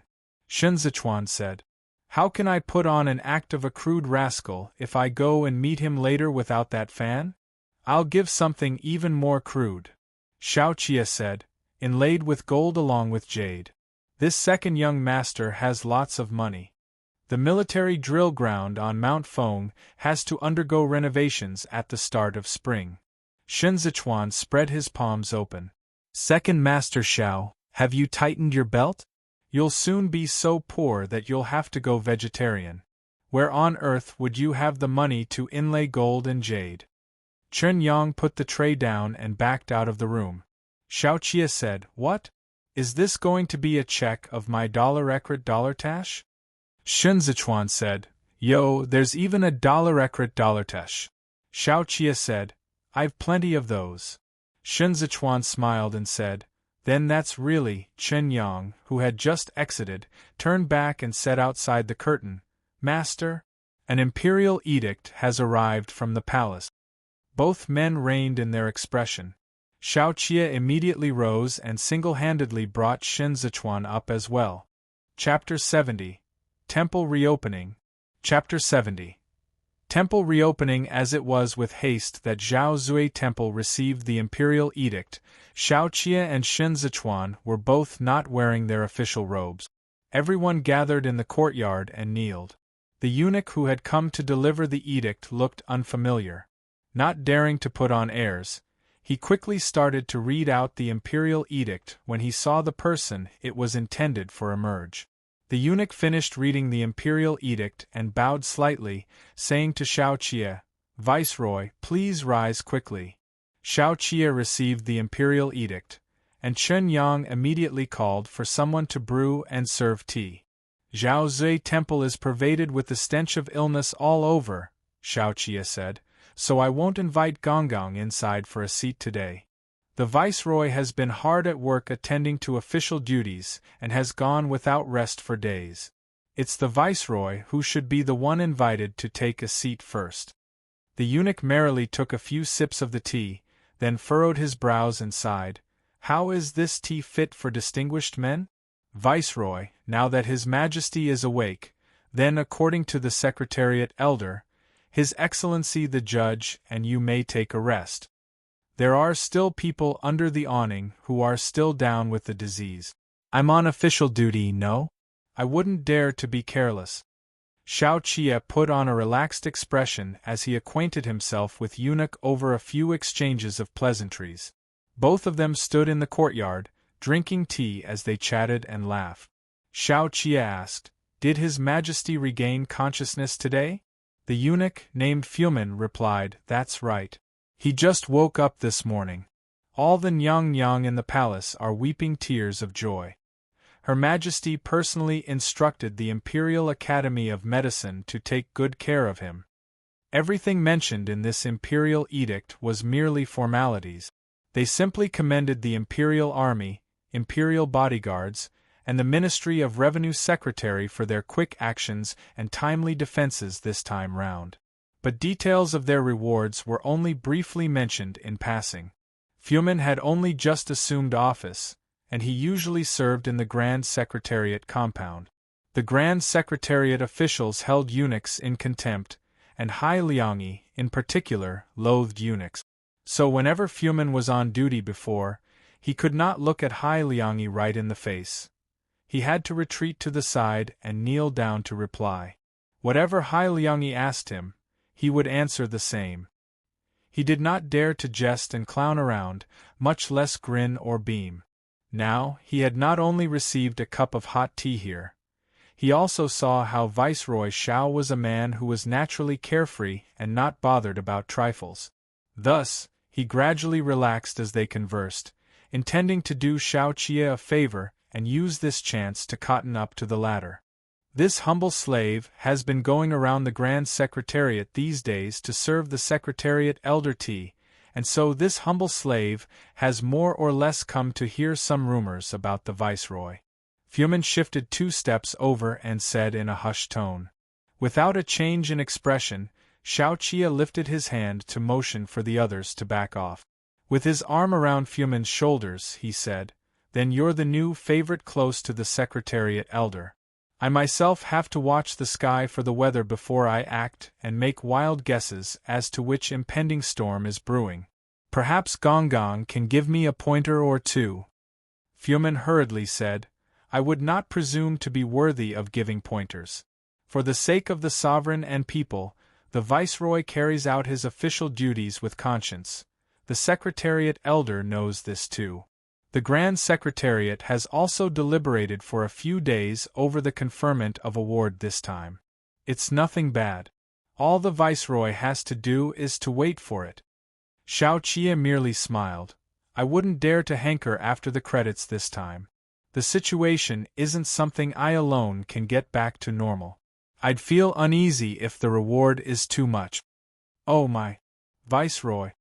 Fumin slapped his leg. "You're too humble. Is Shen Zichuan the one from the Imperial Bodyguards who is in charge of the mission?" "That's right. Xiao Qia said. He's a frosty one. Having heard that they were on bad terms, Fumin promptly laughed and said, Who would have known that the viceroy would get together with him this time? Since the matter has been handled, then he is bound to receive a reward too. But he serves in the imperial bodyguards, so how is he going to be rewarded? The Grand Secretariat can't overstep their authority. It all depends on His Majesty's intent. An exception was made for him when he was promoted to the position of Southern Judge before the new year. It's too fast for him to be conferred another reward again now. Xiao Qia said. The Grand Secretariat didn't object? Fumin carefully set the teacup aside and said, The Viceroy is sick and tired of him, so naturally you take note of him. But now, the various excellencies in the Grand Secretariat are all busy with other matters. If he were to be promoted for real, no one would dare to contradict and rebuff His Majesty over such a small matter like this. His Majesty has met with misfortune one after another. Even Secretariat Elder High would acquiesce to him at this point in time. But let this humble servant tell the Viceroy something in strict confidence.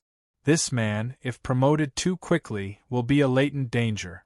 The current officials of 5th grade and above in the Imperial Bodyguards are all lads that come from families with a long history and deep root. That Shinzichuan, who would think well of that family background of his. Head to the streets now and yell out Shin Wei's name at the top of your voice, and all you will get is countless spittle of saliva. His promotion to the top will only make these people humiliate him in public and in private. Someone who has many merits to his name and has received rewards for them will only cause the others to be jealous of him. The Imperial Bodyguards are, to begin with, a behemoth that is as ferocious as beasts of prey like the wolves and tigers. If he wants to hold on to his prize, it will still have to depend on his capabilities. Xiao Qia chatted a little more with Fumin before getting Chen Yang to see him out. When Chen Yang saw him out, he gave Fumin a hand and helped him up. It was only when Fumin got onto the horse and was midway through his journey that he felt a heaviness in his sleeve. He fished it out for a look and instantly beamed with delight. The Viceroy is generous. Fumin stuffed the money back into his sleeve. A man worthy of being a friend. Shinzichuan met Liang Tsuishan and listened to him give a clear tally of the accounts. He asked him a few questions, and the latter could answer them all readily and methodically. It was really a shame for this person to be a minor, unranked 2 official. Shinzichuan said, These few days have been chaotic. There are countless small and big medicinal shops in Kudu, and the coming and going of the medicinal herbs is a complicated mess. You have certainly gone to great trouble to have recorded it all this clearly. This is what this humble subordinate does in his official capacity. This is my duty. It's what I should do. Liang Tsuishan said with concern, Your Excellency looks better today. The illness is eradicated once the medicine takes effect. I'm fine now. Shinzichuan said. Make copies of this account and leave one for the Ministry of Revenue. You have to report back to the higher-ups. Then give the Imperial Army a copy so that they know what to expect. Everyone was on tenterhooks with the epidemic spreading a few days ago, so they could set aside all old grudges and hatred. But now that the rain has stopped, it was time to decide on the awards on the basis of each man's merit. With 3 parties all involved in this matter, it was hard to guarantee that there would be no mutual denunciation and backstabbing among them. As a minor official at the lower ranks, Liang Tsuishan had seen a lot. He initially thought that Shinzichuan did not get along with the Imperial Army, so at present, Shinzichuan should be strangling the Imperial Army until he went red in the face. But unexpectedly enough, Shinzichuan did not step forward, nor did he speak up on the matter. Even with the job done, he did not hog all the credit for himself. Liang Tsuishan hesitated for a moment before he decided to say, It was Your Excellency who instructed this humble subordinate to record these accounts. For me to hand it over like this, I was in a muddle while I was ill. You did many of the stuff on your own.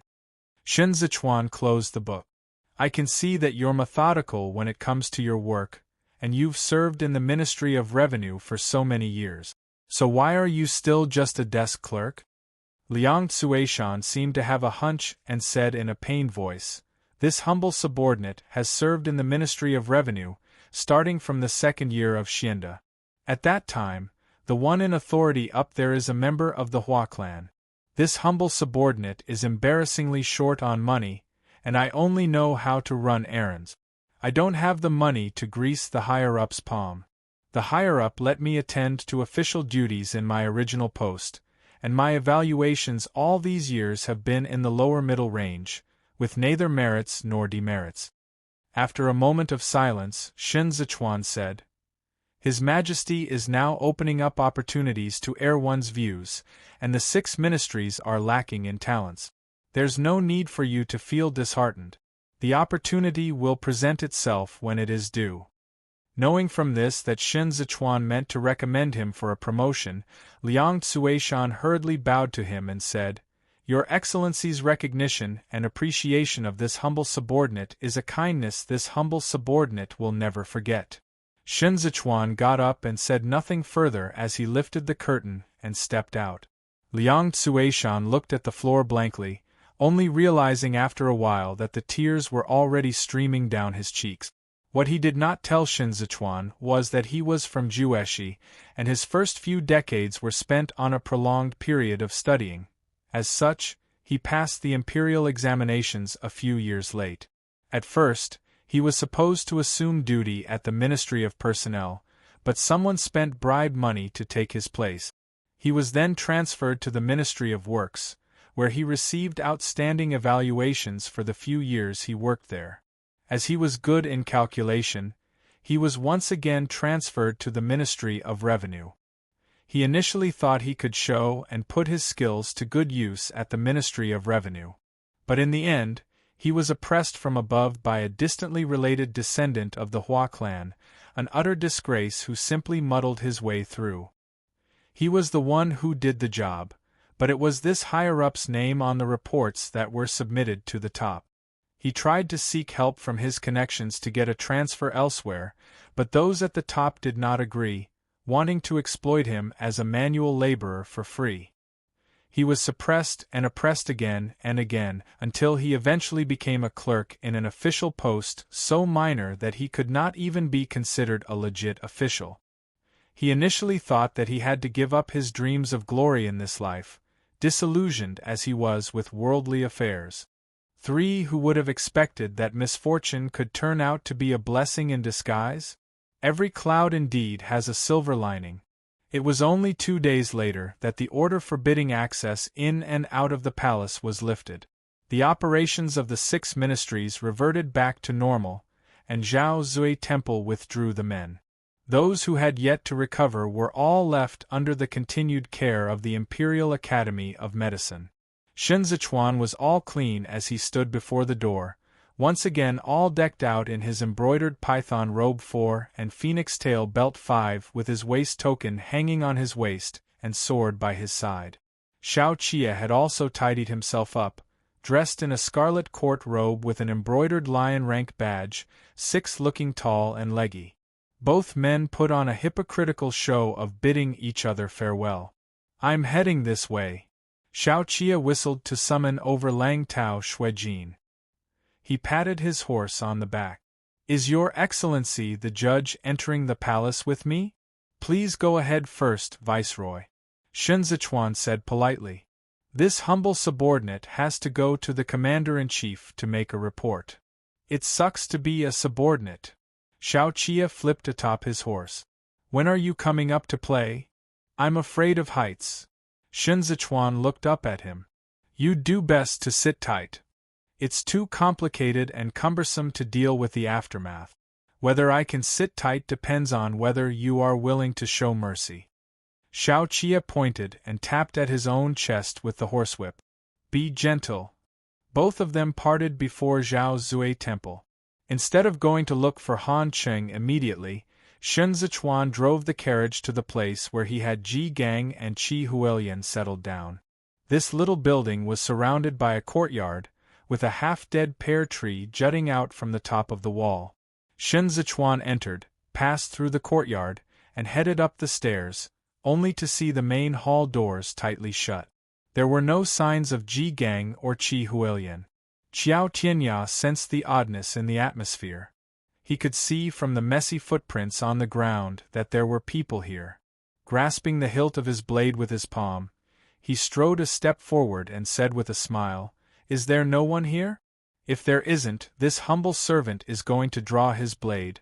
A sudden gust of wind sent the withered branches of the pear tree swaying, and weeds in the courtyard assaulted the hem of his robe. Qiao Tianya surveyed the place with sharp eyes. He had already discovered that the place was teeming with people both inside and outside the courtyard. "What blade are you going to draw? We are all acquaintances here." A rather weak and feeble voice rang out from inside the house. "Lanzhao, why aren't you saying a word?" The ruthlessness in Shen Zichuan's eyes was dimly visible, yet he forced a laugh and said, "Second young master, have you recovered?" Shi Hongxian was all wrapped up in fox fur inside the house. He had lost quite some weight and he did not look too good. Holding up the teacup, he stared askance at the door and said gloomily, "Would I dare to see you if I haven't recovered?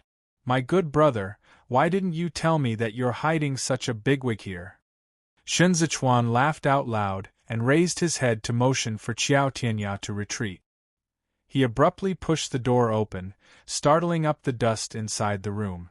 An entire room of guards turned to look at him, each of their blades already drawn with glints of snowy white light. Shi Hongxian sat in the very middle, grasping the teacup. Showing no signs of fear, Shen Zichuan strode in and said, "One is a fool and the other, a loony. What kind of bigwig can they be? If you want them, then why don't you just tell me?" Shi Hongxian could not bring himself to laugh. He said, "If Qi Huilian is no bigwig, then Hai Liangyi is no rarity either. Lanzhao. Oh Lanzhao, you are truly a deep one to hide it all this while. To think the grand mentor of Yongyi taught and guided you personally. Haha. Is he banking on you to be the emperor? He's already crazy." Shen Zichuan pulled out his handkerchief to wipe the dust at his own pace. He cast a glance at Shi Hongxian. "You're afraid of a madman?" "I am." Shi Hongxian suddenly flung the teacup down. "A madman taught a mad dog, whose bites caught me off guard and turned me into a bloody pulp." The surrounding blades pressed in swiftly. Shen Zichuan smiled and said, "That makes no sense. If you want to kill me, at least let me die knowing why." "Did you," Shi Hongxian said in a malevolent voice, "teamed up with Shao II to screw me over?" The atmosphere in the room suddenly froze. Shadows fell upon the sides of Shen Zichuan's face. After a moment of silence, he suddenly smiled and braced himself against the edge of the table. "That's right." Shen Zichuan scrutinized Shi Hongxian with darkness in his eyes as he said both contemptuously and wickedly, "Even if I dare to say so, do you dare to believe the same?"